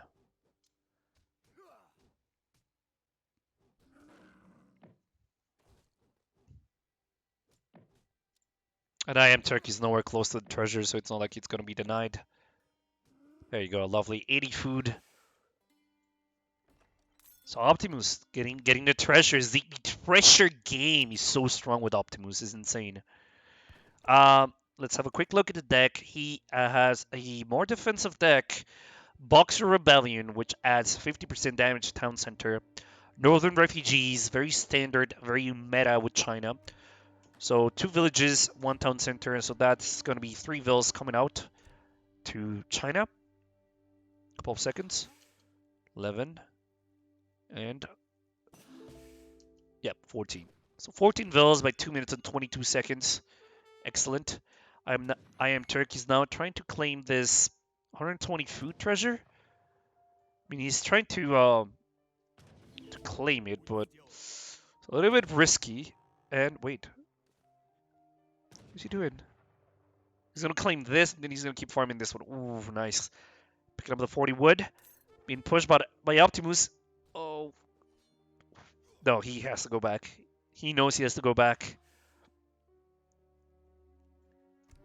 Let's see Iamturk's deck. Very standard Russian deck. I mean, you start with a distributism for the wood trickle, then you have all your shipments in H2. Pretty standard.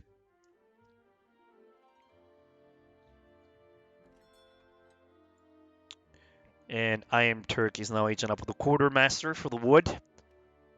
Lovely, lovely. Explore the map. Does he know? And I think he's keeping the tabs on this treasure. He doesn't want Optimus to get it. And I think that's why he's going to build his forward blockhouse here. And Optimus knows that this is going to happen. Oh, he doesn't know yet. He's going to claim this 35 XP, 35 coin treasure. Not bad at all. The Explorer is so low health. What is he going to send now? He's going to send the T export. Maybe he's going to save it for later. I would send the T export.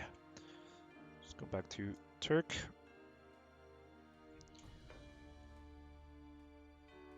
Iamturk is now building his blockhouse, taking control of the map, securing this treasure and this treasure at the same time, exploring the map a little bit more. So, see, I like how Iamturk explores the map. It's a lot more tactical. He goes around the map, he spots the hunts, he spots the mines, and then he goes back to his forward base. Whereas Optimus did the same thing. I think these players are just so high level that they know what to do. He spotted this dead carcass nearby, so he knows there are some villagers in the vicinity. Optimus did not send T export. He's just gonna save his shipment. He's aging up. Summer Palace, very standard. For China, 19 vills. Holy smokes, that's a lot of vills. That is a lot of vills.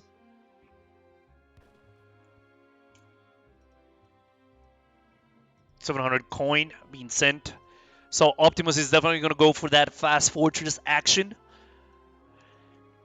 And he has a trading post. Lovely. As China, you're going to need the XP. You need that XP curve to go your way. You want to get your shipments in H3 fast. Be fast and furious. How is Turk going to answer this? Does he know that Optimus is going to try to steal it? 5 musketeers going forward.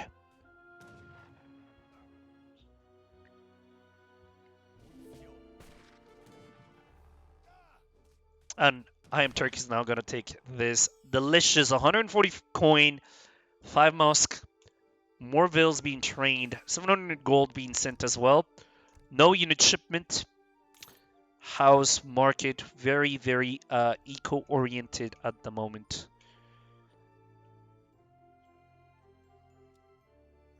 And Optimus is almost ready for the age up.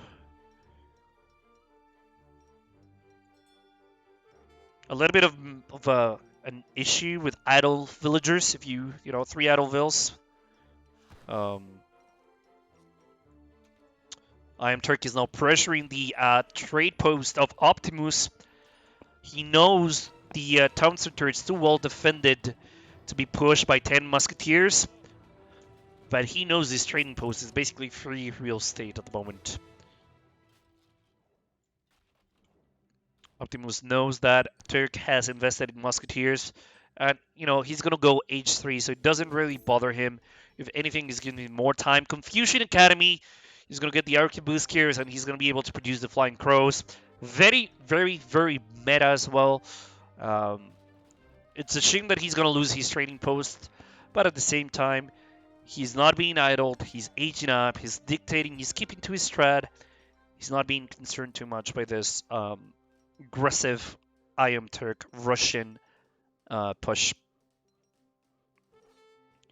Torque spots the fast age up, and he's sending 5 Cossacks forward. They're going to pick up the Chinese hero.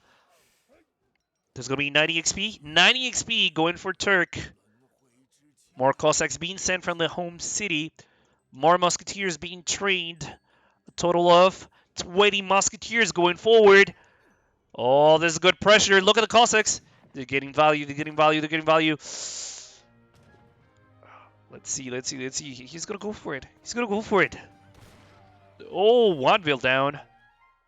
Surrounded. 2 Vils, definitely.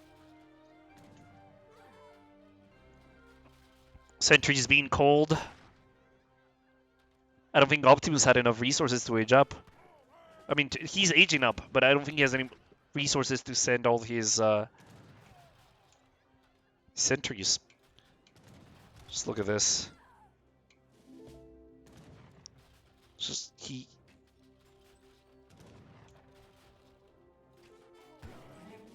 Optimus just had wood. He doesn't have any food or any point. He just has to get to the next era. Turk has now 24 Musketeers and 6 Cossacks left. It's do or die for Turk. He knows it. He's pushing in.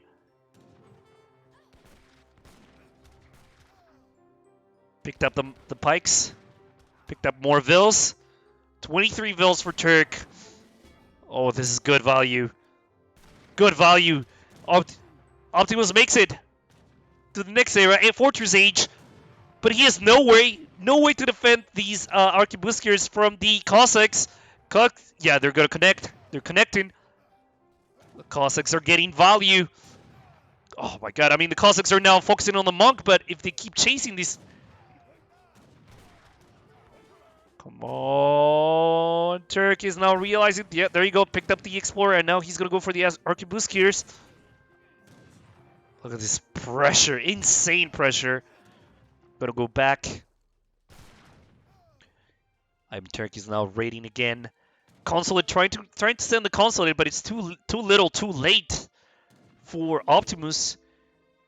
He's being idled. He's being cornered. He has no food, no coin. He has a shipment. He's sending the intervention, but the consulate goes down. Oh my goodness me. 20 Vils for Optimus. And Optimus calls it GG. G to the G to the G to the G. Excellent. Excellent game by Iamturk. This is what I love to see. H2 aggression timed perfectly. It's just, it's delicious. It's delicious. I love it. Resources, 3k difference. There's nothing to be said. Military, 50 units to 36. I liked Optimus' idea, but against Russia and against Turks Russia, I don't know. I would have made a few more units. What do I know? What do I know? Did you guys enjoy that? Let's go for game 3 in the series. Let's see. Alright, I'm gonna pause the game now. Oh no! Oh, this is gonna be the most toxic wreck. I know it. Is it Japan versus Japan matchup? Oh my goodness. I can feel the toxicity out of this one. Ladies and gentlemen, welcome back to game number 3 in the series. Iamturk playing Japan. and Optimus playing Japan as well. Let's go. Oh, I happened to forget to update the scoreboard, but that doesn't really matter because I'm going to do it now since I have the time. There you go, 1-1. It's even Steven for these players. Iamturk has now made his first cherry orchard and making a market. Not bad, not bad. Remember, this map has cows, and these players probably know this. No, they should be going forward and exploring the map to get those cows. It is exactly what Optimus is doing. Optimus going for a consulate instead. So two different openings. Optimus goes for the consulate. A little bit more, it's a little bit slower at first if you play Japan and get the consulate, but better in the long run. Turk is going to go for the market and probably a shrine. He's probably going to forego that consulate, at least in the early portions of the game. Optimus has now 2 cows. What about Turk? Turk has 2 cows as well. It's like looking in a mirror. These two players are just, they're good. They know each other. They faced each other many, many times. At night, they have nightmares. They see each other's faces. They know they're swore enemies. And, this is a battle of titans, if you wish, between Turk and Optimus. Optimus having a little bit of a derpy moment here. I don't know, looking at the deers, thinking about life, appreciating the beauty of the deers, but then realizing that he needs to play the game, be competitive, and take this Chikwa Huaminka for himself. Let's go to Turk. Turk now has 4 cows. Lovely scouting for Turk. 1 shrine somewhere on the map, right here, and 1 market. So there you go, no consulate, but he did get the upgrades. Let's have a quick look at the decks. Iamturk has now a 2 villager ship in each one. He's going to send it once. Not a bad idea, especially if he's going to go aggressive. And he's going to be claiming this 50 food treasure very soon. And another 50 food. This is insane. These players, they just 40 chess maneuvers from these guys. Optimus, 2 villager shipment in each one as well, but he does have the Heavenly Kemi nearby in case he needs it. He opened with the consulate, so he's going to have a cheaper Portuguese consulate, so it's going to be a cheaper age up. Sadly, only 2 cows. What happened? When did he go XD? What happened? What did I miss? What did I miss? Okay, well, I don't know what I missed. Oh, he probably did he steal it? I don't know. He probably did. I don't know. I missed something. I don't know what it was. Swarm Minkas just imagine if your house because your opponent got 1 unit and he destroyed your only shrine. That would be funny. That would be funny as heck. Oh no, he killed the cow before it got to the town center, I think. That's why they were laughing. So 60 XP. And he has a delicious 35 wood nearby. Iamturk, 14 villagers. Toshogu Shrine, very interesting as well. Optimus, are you aging up? Optimus, I'm worried. Where is your age up? Optimus, I'm worried. Toshogu Shrine, oh my goodness me. Iamturk has the tempo right here. I don't like this. I don't like it. Okay, 35 wood, not bad, not bad, not bad. 16 vills. 16 vills? Really? How do you get 16 vills so fast? Iamturk is at 15, okay, so it's pretty even. I don't understand why Iamturk doesn't have the Heavenly Kami in his deck. That's a card that it's a must. I just don't understand. Don't understand. And then again, I thought he was going to be very aggressive H2, so I'm like, okay, so he's going to go Torii Gates, but he doesn't go Torii Gates. He goes to Shogu Shrine. What is going on? Someone explain this to me. I suck with Japan, but like to me, this is not meta in any way, shape, or form. Like Optimus is a little bit more meta in my humble opinion because you have Heavenly Kami, you're getting to Shogu Shrine, you're gonna be doing your Shrine Boom. So I understand that. Like that is logical to me. But Iamturk, he's playing 4D consulate. Okay. It's going to be sending the big cows. The cows gather faster at these big shrines than herdables, that the other herded animals, I should say. So Shogu Shrine up. Delicious 1 point. Let's see how much. 1.29 a second.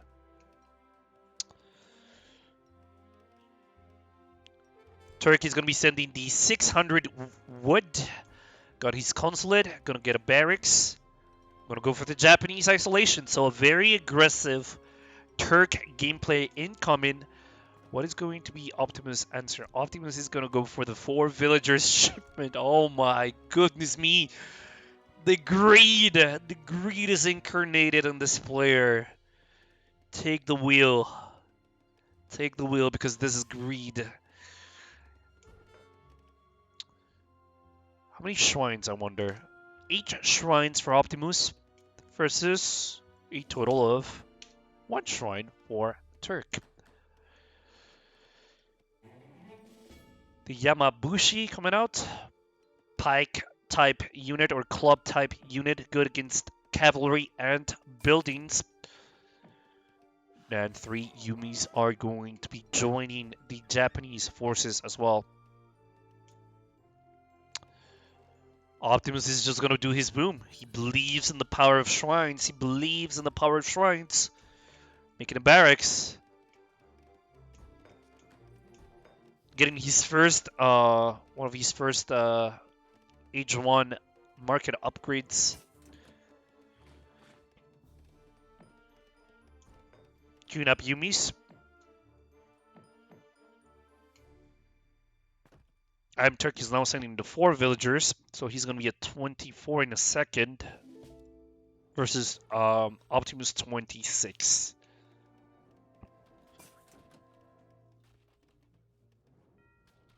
Nothing really to look at. Just a little bit of sieging happening for Turk. Turk is just going to pick up this shrine for free. Optimus can now see the advanced forward Yumis. He's going to keep his own in reserve. He doesn't want to spoil anything.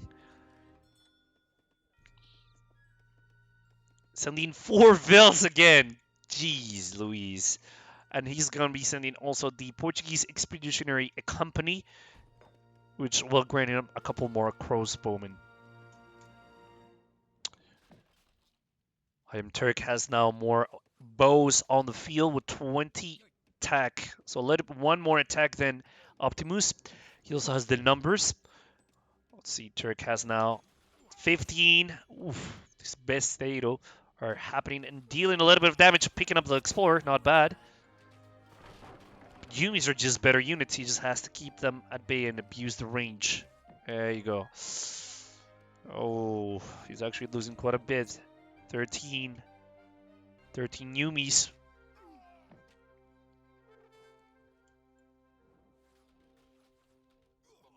There you go. Picked up another one. Nice micro. He's picking up a few units. Oh, a little bit too greedy. There you go. Picked up another one. 1 for 1. I mean, you don't want to trade your Yumis for Besteiros because Besteiros are not as good as the Yumis.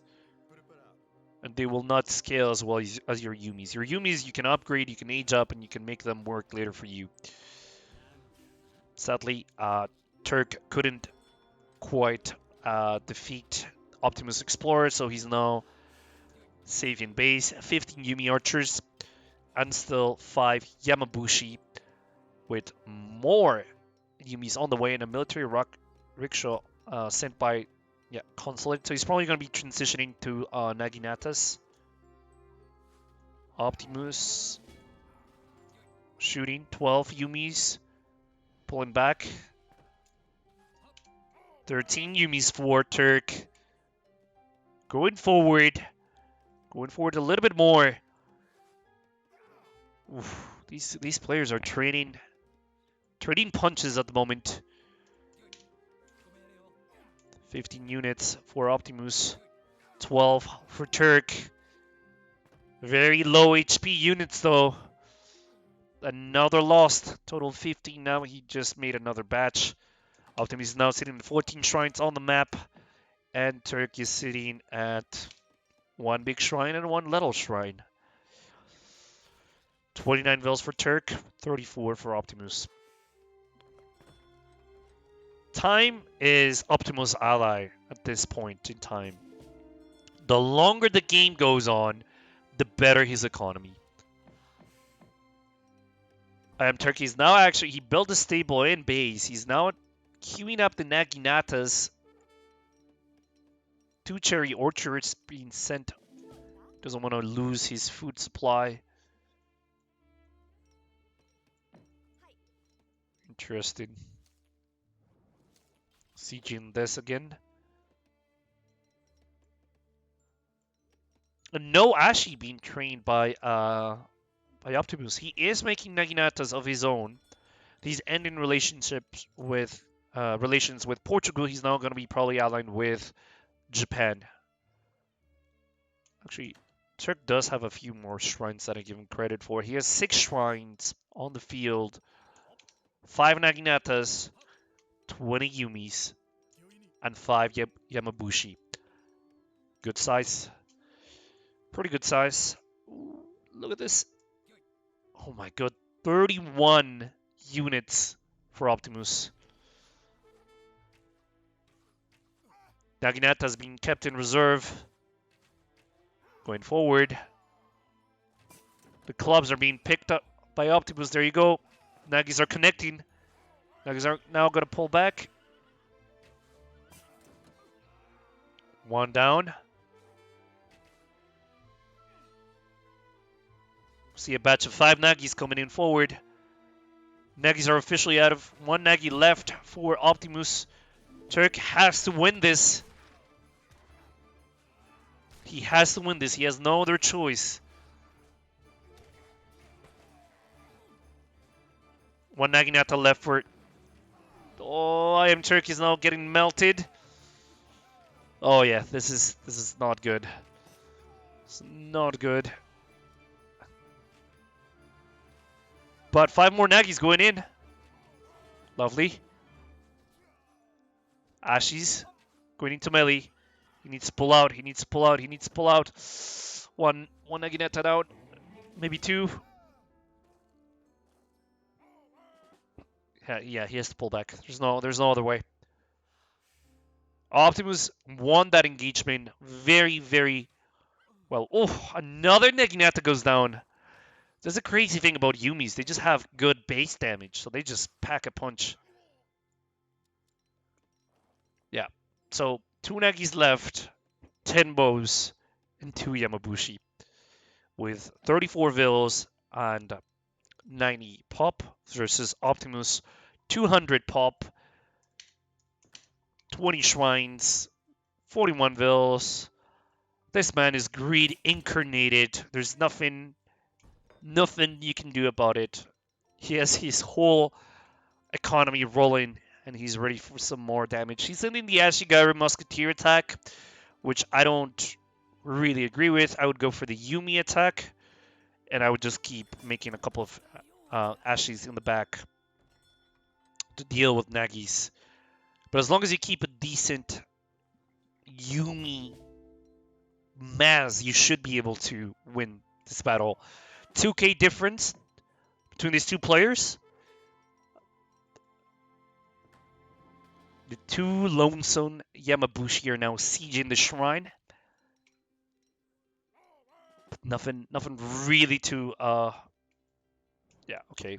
Sending more Yumis that way. Optimus is on his way. He knows where his next target is, but wants to be cautious here. Doesn't want to go too far, too fast. He's gonna go towards the TC. Interesting. Oh, but look at this. It seems like Turk has a little bit of a ace up his sleeve. Look at this beautiful mass. 10 Nagis and 1 Daimyo. But I think Optimus did spot it, so he does know. He knows about it. It's going to be a close one. Optimus is... Iamturk is going in. Ashis are getting in the way of the Naginatas. Taking a few volleys here.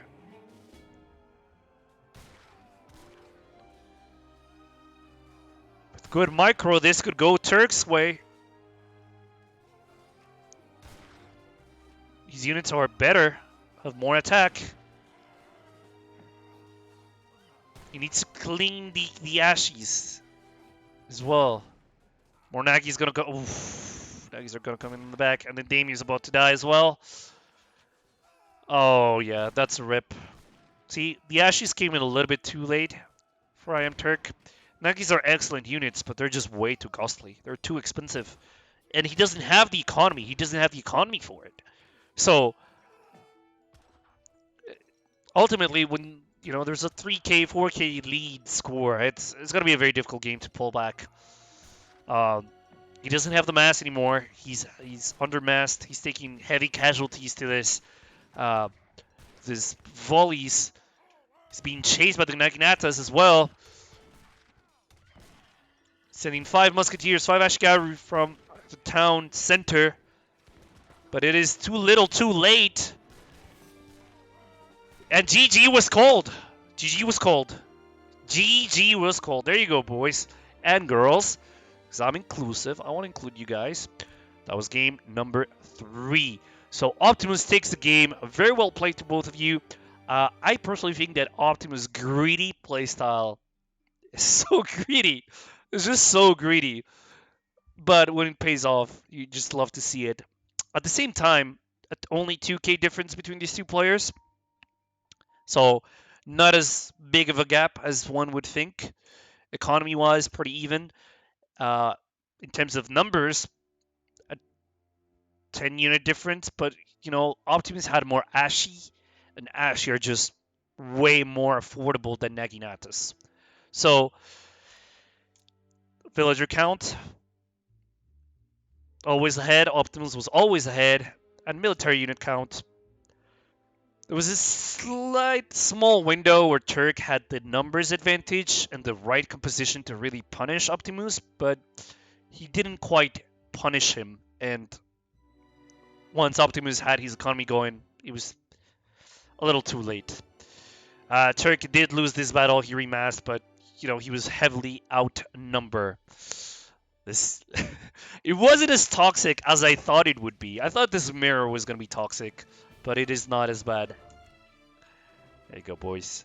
Mr. Len, how are you? Good to see you. I'm going to load into game number 4.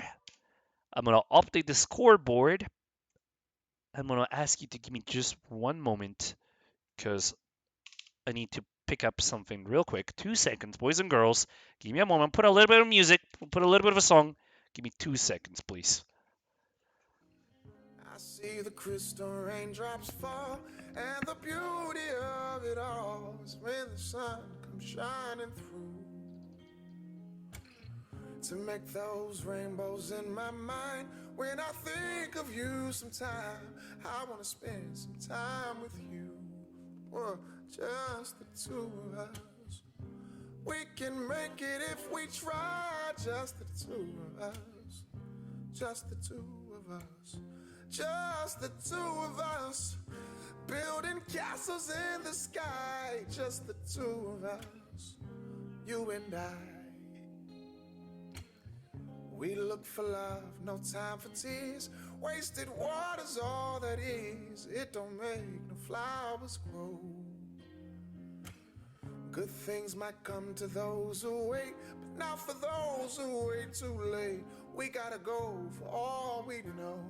Oh, just the 2 of us. We can make it if we try. Just the two of us. Just the two of us. Just the two of us. Building castles in the sky. Just the two of us. You and I. La da da da da da. La da da da da da. La da da. All right, boys.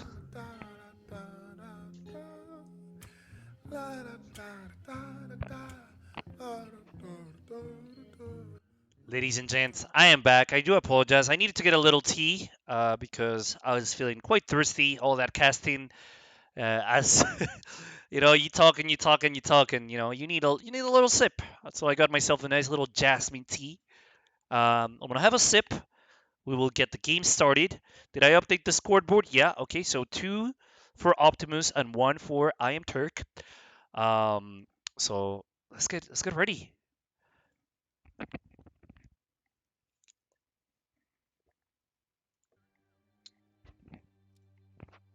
Ladies and gents, welcome back to game number 4 between Optimus and Iamturk, the quarterfinals of the United Empires Spring Cup 2022. I am Pokeplay, and I welcome you to this beautiful series. Optimus playing as the Spaniards, powerful civilization, fast fortress oriented, if you know what I mean. And Iamturk playing as the British, the mighty British, economically oriented civilization. They're good at booming, good at fighting. They have excellent musketeers, excellent hosts. They were recently reworked, so we shall see if some of the new cards that were added to the British civilization were included in Iamturk's deck. We shall see that very soon. In the meantime, we will do the usual dance of looking at these different players and which treasures they pick and what do they do. I believe Optimus got his first shipment already. Oh, I like this. Optimus, the greediest player I know, decided to go for 3 villagers, 3 settlers in each one. But you know what he's going to do? He's going to play water. And that is something that on this map is it's free. You should play water. You have a TC right next to the water. You can make a safe dock. It's just a lovely map for water play. So I feel like this deck could work very well for Spain, especially against Britain. You want to get a little bit of an economy going for yourself because Spain, you really want to win most of your fights because if you do lose your fights, it will be very difficult for you to remass. Whereas British can afford to take less ideal trades, if you wish, because their economy is usually so strong that they can easily replenish and replace the lost units just because of the sheer size of their economy. So Iamturk playing a very standard British deck. No new cards were included in this deck, which is surprising because I think some of the new cards were actually quite good for British. He's going to open with 3 Vills, and he has Virginia Company, so he's probably going to do a Manor Boom eventually. Let us see. Oh, I see a good friend of mine, Mr. Facundo, in the chat. Good to see you, Facundo. Sorry, he's just a good buddy of mine. I can't say no to him. Optimus picking up a nice little Jaguar. Janie, look at this girl. And Iamturk is now exploring. He's gonna pick up a nice, decent 80 food treasure. 16 villagers for Turk. 14 for Optimus. Optimus is gonna be sending the schooners. He wants to do that water boom. He's gonna get it. And Optimus is going to pick up this native scout. He's going to give him a nice little scouting capacity. He's going to know what Turk is doing. He's going to be able to gain some vision over the map. Always useful.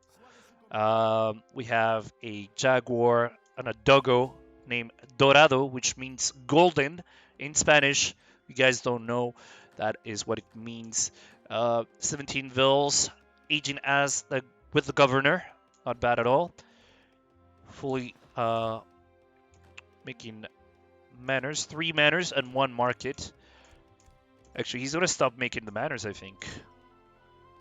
He's gonna wait until he gets this card to make them for cheap, I assume. I mean, he's going for a market and not TP. It's a very interesting opening. Let's see what Optimus does. Optimus is already switched up. A lot of idle time. Look at Optimus.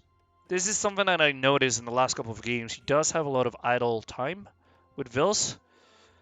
I say a lot. It was just a couple of seconds, but he does have that thing where he's focusing heavily on the treasures, the scouting, that sometimes he forgets about his Vils. But nothing too serious, just a couple of seconds. Iamturk is exploring the base, but he doesn't quite see anything. He didn't scout the water. I don't know if he probably did look at his opponent's deck, I assume. So he does know, he probably does know that he's going to go water. Very fast age up, 4 minutes and 9 seconds. He's going to be making this outpost forward, I believe. So, I think we're going to see some early British aggression, actually. We see 4 manners. And he didn't send Virginia Company, so I was wrong, boys. He just sent his good old 700 wood first. Optimus claiming 100 food treasure at the moment. Excellent. And he is going to be shooting at the British explorer who's being chased by a dog, by a hungry dog, and this very angry Spaniard with a rifle. I believe this explorer has way too much HP to be taken down. Iamturk now is aware that there is a duck for the Spanish player, that the Spanish player is water booming, and yeah. Oh, cheeky double duck. Oh my goodness, Optimus. Why are you the way that you are with this greedy plays? You gotta give it to the guy. He you know, it takes balls to do what he does. You know, it's courageous to do that. Oh, look at this. Iamturk is going to be placing this outpost very close to the dock, shooting at whatever fishing boats are going to be passing nearby. He has a forward stable, training musketeers, getting steel traps to boost his food gathering collection. So, not bad. His macro is 14-4, 17-4, so he's going to be definitely making a couple more musketeers. 3 musketeers going out. Not too bad. Sitting at 9 manners, so not bad at all. Forward outpost. Just this man is greedy. This man sent 700 gold, 700 wood, and he's gonna make. I think he's gonna make believe. No, I don't know what he's doing. I mean, what is this wood going to be used mostly on fishing boats? No, okay, so he's making a barracks and he's making a church. Okay, so he's not gonna be as greedy as I thought he was going to be. 27 economic population to 40. No, not 40. 28. 28. I was gonna say, if Turk has 46 villagers at minute 6, is over. It's over. But no, he didn't. It was probably a bug. 29, 30 villagers for Turk. He's ahead in economy, as you would expect. He also has villagers, not fishing boats, which are more efficient at gathering. How does he know? Where is he going with this musketeers? So he's pressuring both sides, both flanks. He's just going to leave these musketeers here. Musketeers sieging the dock, but not really doing a lot. And he's going to scout this. He's going to scout the dock. He's sending more musketeers. Rescuing his explorer, which went down. I didn't notice that, actually. Apologize for that. 600 wood was sent. Look at the value of Janie. Look at Janie. Look at Janie. Oh, there you go. He realized it's too late. I mean, he did pick up a free musketeer. Still has his docks, so not bad at all. 13 Musketeers on the field for Iamturk, and Optimus has no units. He's going to age up with the Adventurer, and he's going to send his 2 Caravels probably on this side of the pond. Yeah, look at his flag. He's right here. He wants to defend this dock. He's going to send the Caravels. He's going to shoot at these 5 Musketeers. He's going to make Turk pay for his early aggression. Look how cheeky this is. He's a scout right there. He knows that Turk is going to go double Rex, and he's going to prepare for that. Oh, wait! The mind games! Iamturk sent his 2 Caravels, but Optimus sent the 2 Caravels of his own in predicting this move, taking down 1 Caravel. It's now 2 versus 1 with the dog firing here. Oof, this is going to be a close one. It's going to be very close. Excellent, excellent trade for Optimus. He still has his dog. He still has his fishing boats. And he made Turk waste a shipment.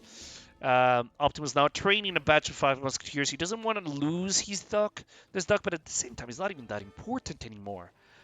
Like, I wouldn't, I know you're trying to destruct your opponent, but you need to mass a little bit, because if he pushes you before you get your units out, you could be in real trouble. The duck did go out on this side of the pond. On this side of the pond as well, but doesn't really matter. We have 11 fishing boats for Optimus, who's still behind economically, and 22 vils, 33 economic population for Iamturk. We're talking about 37 at the moment, all villagers, so very efficient. Iamturk is now sending 5 vils, so it's going to be at 42 very, very soon. More pressures happening. Taking 1 vil down. Taking Musketeers, kill them. These Musketeers are going to feel the pain. British Musketeers are now going in. Oof. Optimus is now H3. He H up. He now has 8 crossbowmen. Good to defend this. He's the militia. He's going to have some value. Some nice trades here. Very good trades. Iamturk is now sending 700 coin from his hometown. He needs to age up. He knows he needs to age up. Optimus sending the 5 Garrochistas, the 5 Lancers. We're going to be ready for some action soon. I don't think they're going to be quite as effective as he would think. I mean, this massive Musketeer is actually quite decent, but it's dwindling. Look at the micro in Optimus. Oof, nice volley there, though. Pushing. Ooh, nice volley. Oh, Optimus is bleeding. Lancers are going in. Musketeers on hand-to-hand combat. Shooting, pulling back. Good micro. Oh, ouch. Ouch. Ouch. Basically gone. Those Musketeers, basically gone. Lovely micro. Iamturk realizes that this is not a fight he wants to take anymore. He's going to pull back. But he's in a very tough position right now. Yes, he has 48 villagers. Yes, he does have a lot of coin. But he's 1 age behind with Musketeers and no water control, and facing a Spanish civilization that could very easily mass skirmish and just defeat his entire army very quickly. Funny enough, Optimus is not making any skirmish. He's making Musketeers, and he did send the 2 cannons. So he's going to push with this 2 cannons. 21 units, 2 cannons, 3 Lancers, 9 Musketeers, 6 crossbows. Not a veteran update on the way yet. He could send the 9 rods, or he could send the 4 Lancers. He does have a lot of flexibility with those shipments. Iamturk sitting at 20 Musketeers. That's gonna hurt. This is gonna hurt. Oh my goodness me. Nice volley. Picked up. He's gonna pick up all the cavalry, I believe. Now, this is the issue. If he doesn't mass, he's gonna lose his forward base. But if he masses, Iamturk is not going to be able to age up. And yeah, he's not going to mass. He decides to play H2. He's going to make Musk Hus. And he's going to make the most of his economic boom with 53 vills to Optimus 37. There's a lot of back and forth. Second outpost going up on this side of the pond. Don't really understand the logic of this, but we shall see. Total of 27 musketeers and a total of 9 Hus.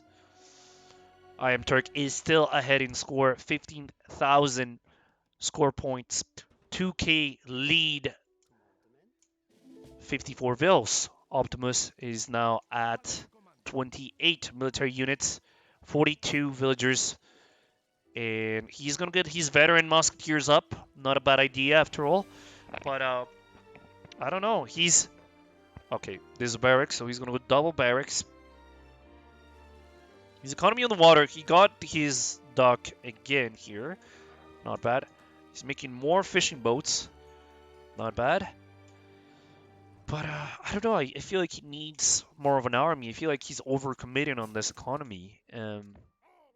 Because I don't know. I'm gonna reserve my judgment until I see how he plays. Shipment in queue. What is he gonna send?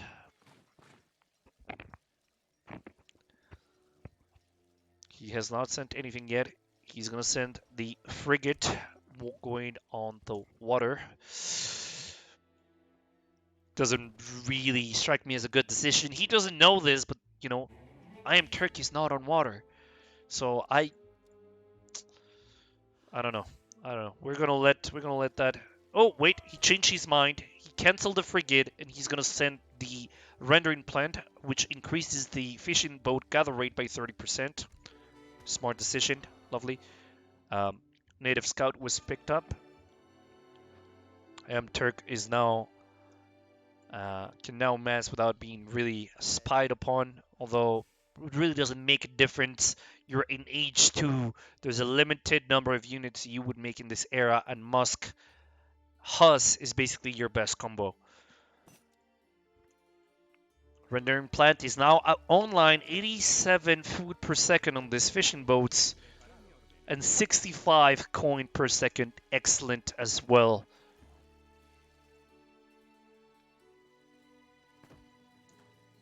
"43 military units on the field for Optimus, 2 falconets, 34 musketeers, and 6 crossbows with 57 units, economic units on the field. Some of them villagers, some of them boats. Now, Turk had an economic advantage, but he's now losing that economic advantage. He's an era behind, but he does have quite a big army. Now, Turk is going to have to do something very, very soon. If he doesn't commit to H2 play, his economy is going to be outproduced by the Spanish economy on water. Now, he doesn't know if his opponent is still in water. He suspects that he might, but he's not really acting on this. He knows that there's 2 falconets in here, double Rex, but yeah, look at Optimus. Look at the cojones on this guy. And I say cojones because he's playing as the Spanish, and he built a forward dock right next to Turk's TC. Oh, you gotta have some massive cojones to do what he just did. Be like, yeah, I'm gonna make docks all over your face. What are you gonna do about it? Ooh, that volley though. Oh, it's gonna hurt. Ooh, lucky. Very lucky. Okay, very, very lucky. Iamturk sent his galley, his caravel, I mean. But, no, he trained one, did he? Yeah, he did train one. He made a dock, that's how. But it doesn't matter where he goes because there's two ducks, and he's gonna lose this caravel one way or another. Wait, I take it back. I take it back. Look at this timed attack. Oh, see, this is why I'm a noob and this guy's a pro player. He's gonna take down the dock, and then he's gonna clear up all these fishing docks. I mean, Optimus still has this dock right here, and he's sending the frigate. He's shooting at the docks with the musketeers. This is cheeky. Oh, look at this! Oh, bro, this guy's 1,000 IQ, 100%. Because what is that? Excellent move by Iamturk. But how is he gonna react to this? Oh, you now have bigger issues, buddy. Look at this. There's a big girl. Her name is Santa Cruz, which means Holy Cross. She's firing at your musketeers. Your musketeers are feeling it. Oh, those are big, heavy cannonballs, and you better back away. Now, the issue for him is that his caravels do not stand a chance against that frigate. He's going to have to pull back. 64 Vils for Turk, 64 for Optimus, 62 for Turk. So Optimus is now ahead in Eco, and he's an age ahead, though Iamturk is now aging up with the Adventurer as well. Oh, no, no, no, no, no, no, no. Oh, those musket... Oh, those Haas just ate a good sandwich of freaking musket powder. Oh, no. Okay, one Vil. No, that's not enough. Get out. Turk, don't do it. Don't do it. Optimus is so cheeky. You know, he's going to give up that push. He's going to go directly for that FP. Turk has his musketeers in reserve. Picking up a couple more fishing boats here. Lancers on the field. Push happening right now. Right now, Optimus is going to push. He knows Iamturk is aging. He knows he's going to get his up. Oh, no. He's not going to go with his veteran musketeers. Get out of here. If this gets destroyed before the apps goes... Get out, get out, get out, get out, get out. Don't do it. Did it go up? It didn't go up! It was 1 second away. It was 1 second away. Oh my goodness, man. Iamturk is in a tough position. 9 rods are coming out.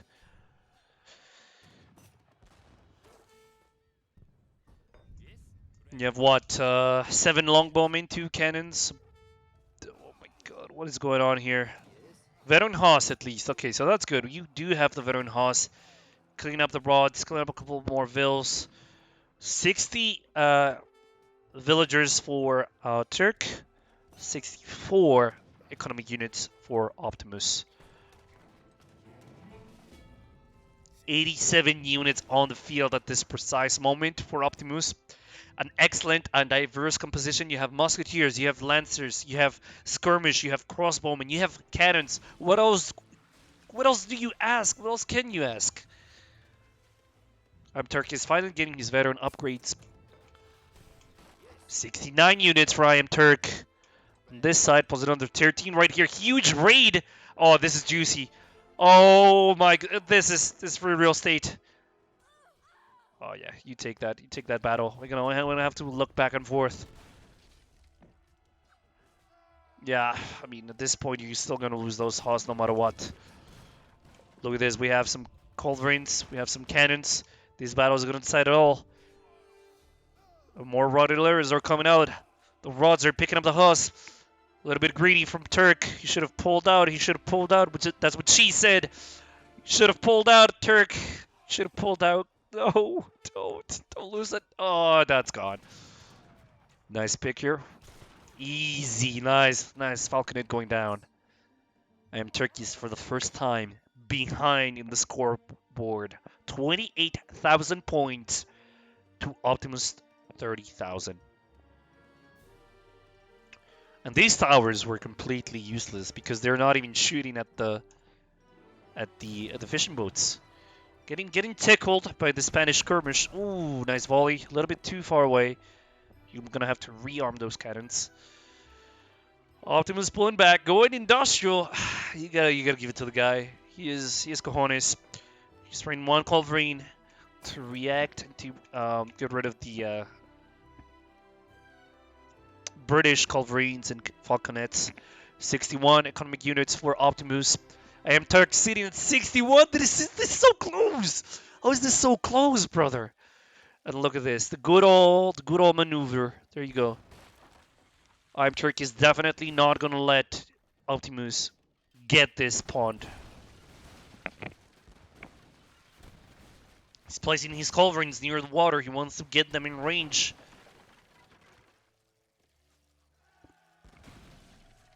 Oh, yep, there you go.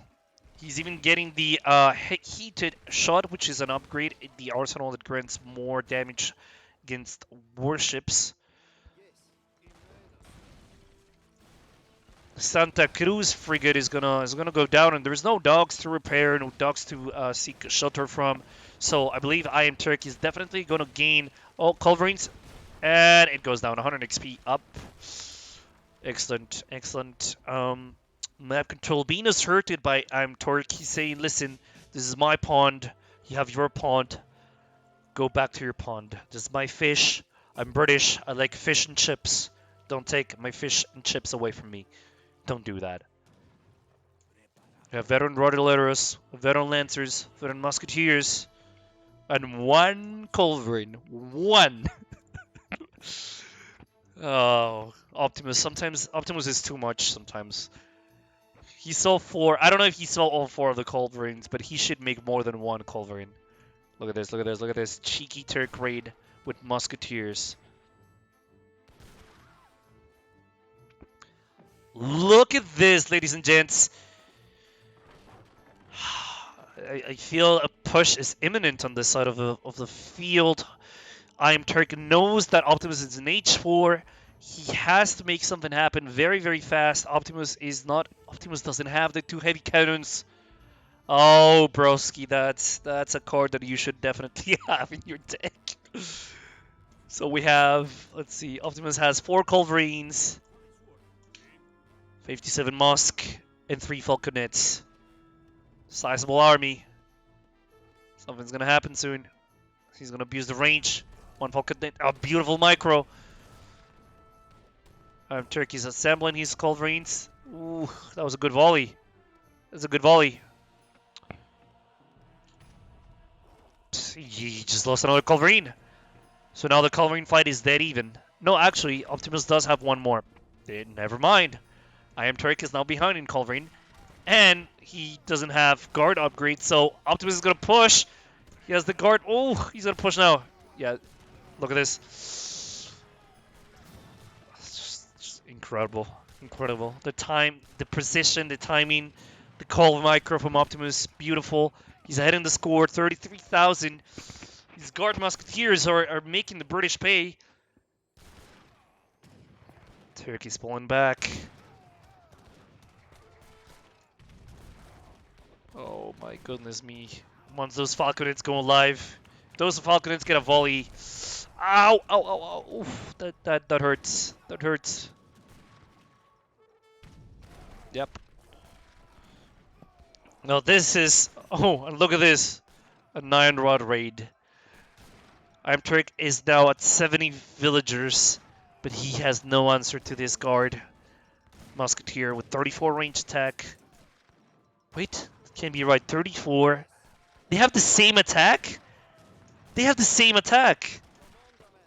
Because the British have their Musketeer cards. Insane.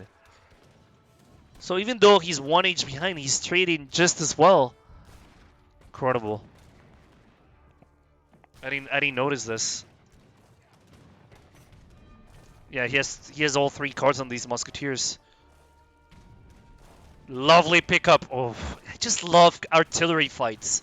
I'm a treaty player, so for me, artillery fights is the action. Beautiful volley by this Culverines. You need to pick these Culverines. Turk, you need to get them out. Ouch, ouch. You have 1 Culverine left, my man. It's do or die for you. You're picking up all the army. How is Turk coming back from this? Come on, get this Culverine out. Get that Culverine out. Save your Culverine, Turk. You're gonna lose. Oh, it misfired. It fired out a Musketeer. Who's gonna fire it first? Oh my goodness, I love this. This is what you call micro. This is what you call micro. Turk was in a horrible position. He delayed the fight. He delayed the fight until he had the culverins back, and he punished Optimus artillery so hard that now he's rolling. You know, he's running with his tail in his between his legs. I think that's the expression. I don't know the expression. You know what I'm saying? 51 economic units for the Spanish player. He lost one of the pawns. He doesn't have that many villagers. He has 35 vills, so economically Optimus is behind. The scores are dead even now, and Turk is sitting at a comfortable 71 vills. He's now transitioning to mills as well. Um, and he's taking the water again. He's like, you know what, this idea of Optimus to go water, there is some merit to it. I'll go water. My people are known for liking fish and boats and chips, so I'll do it. Oh, the 9 to TC picking up 4 vills on his way. That's what you want to see. That's what you want to see out of a player as good as Turk is. Optimus is great as well, but just I thought Turk was dead, to be honest, and he made a comeback. So you see, this is the quarterfinals. These are players that know the game, that know the trades. These are professionals, and they play like professionals. He's even taking the coin right here. Optimus is now training heavy cannons out of his 2 factories, so that he has the advantage of having his factories up. The heavy cannons will be extremely difficult to take down, even with culverins, especially with H3 culverins. Are these culverin royales? Yes, these are culverin royales, so they're going to be better than Turk's culverins. If Turk doesn't age up, he's going to be in a very difficult situation, and it doesn't look he's going to age up. Doesn't look that way. 87 vills, 10 idle vills for Turk. There goes 1, there goes 2, and now you don't have any heavy cannons. Turk, no! Turk, oh no, I don't want to seem embarrassed, but like, I thought he lost the game, and I thought he made a perfect comeback, but now he's in a tough position. He doesn't have culverins. He doesn't have heavy cannons. He's an age behind. What can you do? What can you do? Stop making boats. Age up. Age up. You gotta age up, Turk. You gotta age up, my man. Even if he did age up, what is he gonna do? He doesn't have the time to train or upgrade his units. Holy smokes. 2 heavy cannons. 2 more on the way. Oh my goodness, this is gonna hurt, bro. This is gonna hurt. This is gonna hurt so much. 60 economic units on the field for Optimus. Iamturk is sitting 93. God dang it, bro. 2 culverins, not enough. Especially if they're not royal, those culverins are gonna die, my man. Villagers are getting picked up.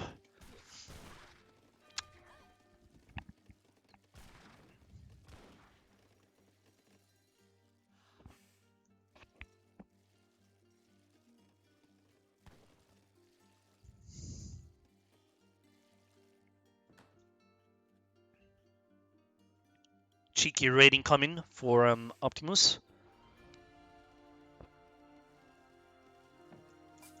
Outpost going up.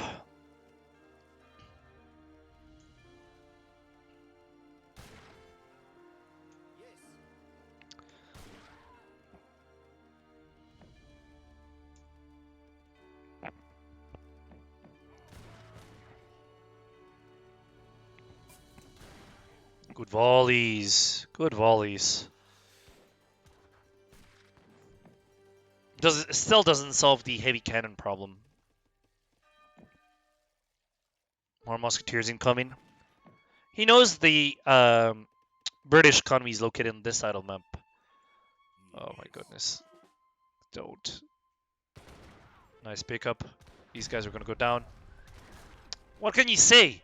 These are pros. That was a beautiful volley, and Optimus claims 2 culverins for 1 shot. It's just insane. I feel like Turk had a better micro. Mid-game, he out-micro Optimus, but now Optimus is just picking up the pace. Look at this. Look at this. Look at this. No, no, no, no, no, no, no.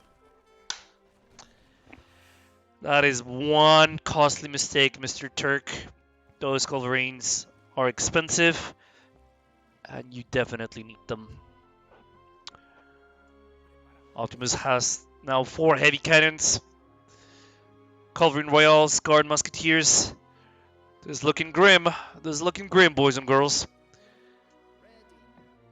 Federal Musketeers up. What can what can Turk do at this point? He's still trading Culverines, but this pesky Musketeer being annoying.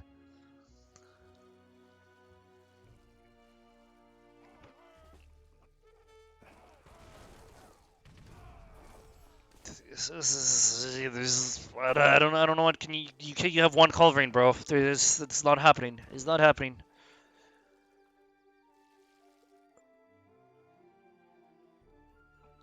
I mean, you have wood, but you don't have coin. And oh my goodness, bro. Oh no. This is just painful. GG, he calls it. It was the time. It was the time to call it. GG, ladies and gents. That was it. That was it. That was it. So GG, very well played to both Iamturk and Optimus. I gotta say, this was a beautiful series, a beautiful game. Very, very even. GG all around, all around. Come on, guys, give this guy, give the players some love because they deserve it.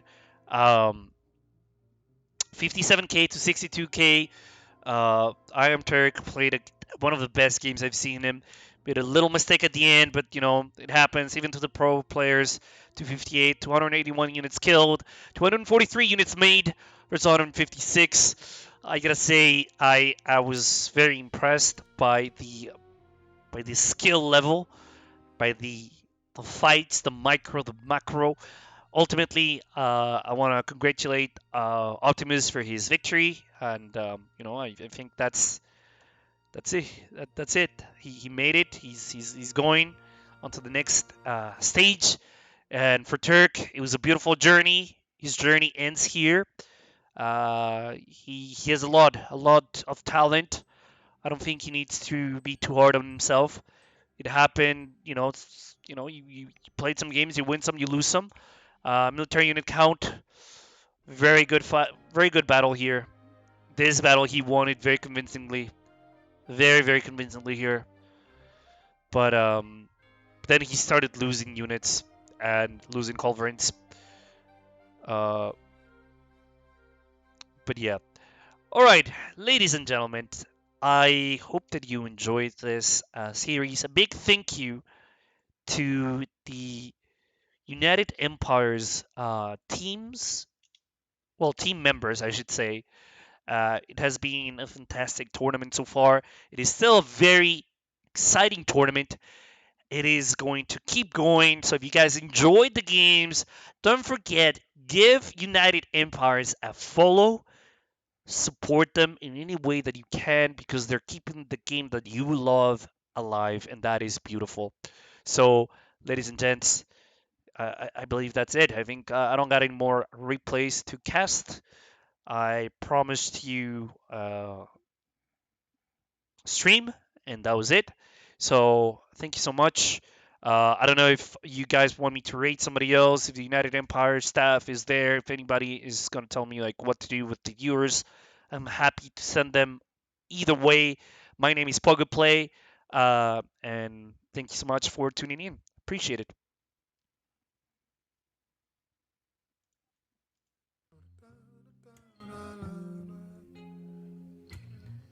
I see the crystal raindrops fall on the window down the hall. It becomes the morning dew. And darling, when the morning comes and I see the morning sun, I wanna be the one with you. Oh, just the two of us. We can make it if we try. Just the two of us. Just the two of us. Just the two of us. Building big castles way on high, just the two of us, you and I.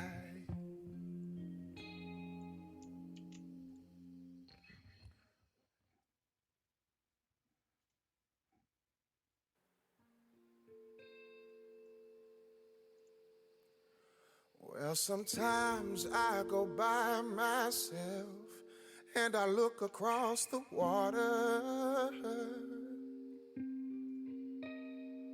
and I think of all the things, what you're doing, and in my head I paint a picture. Well, since I've come on home where my body's been a mess, and I miss your kink hair and the way you like to dress. Won't you come on over? Stop making a fool out of me. Yeah. Why don't you come on over, Valerie? Valerie. Valerie. Valerie. Did you have to go to jail? Put your house on up for sale? Did you get a good lawyer? Did you go and get a tan? Hope you find the right man who will fix it for you. Are you shopping anywhere?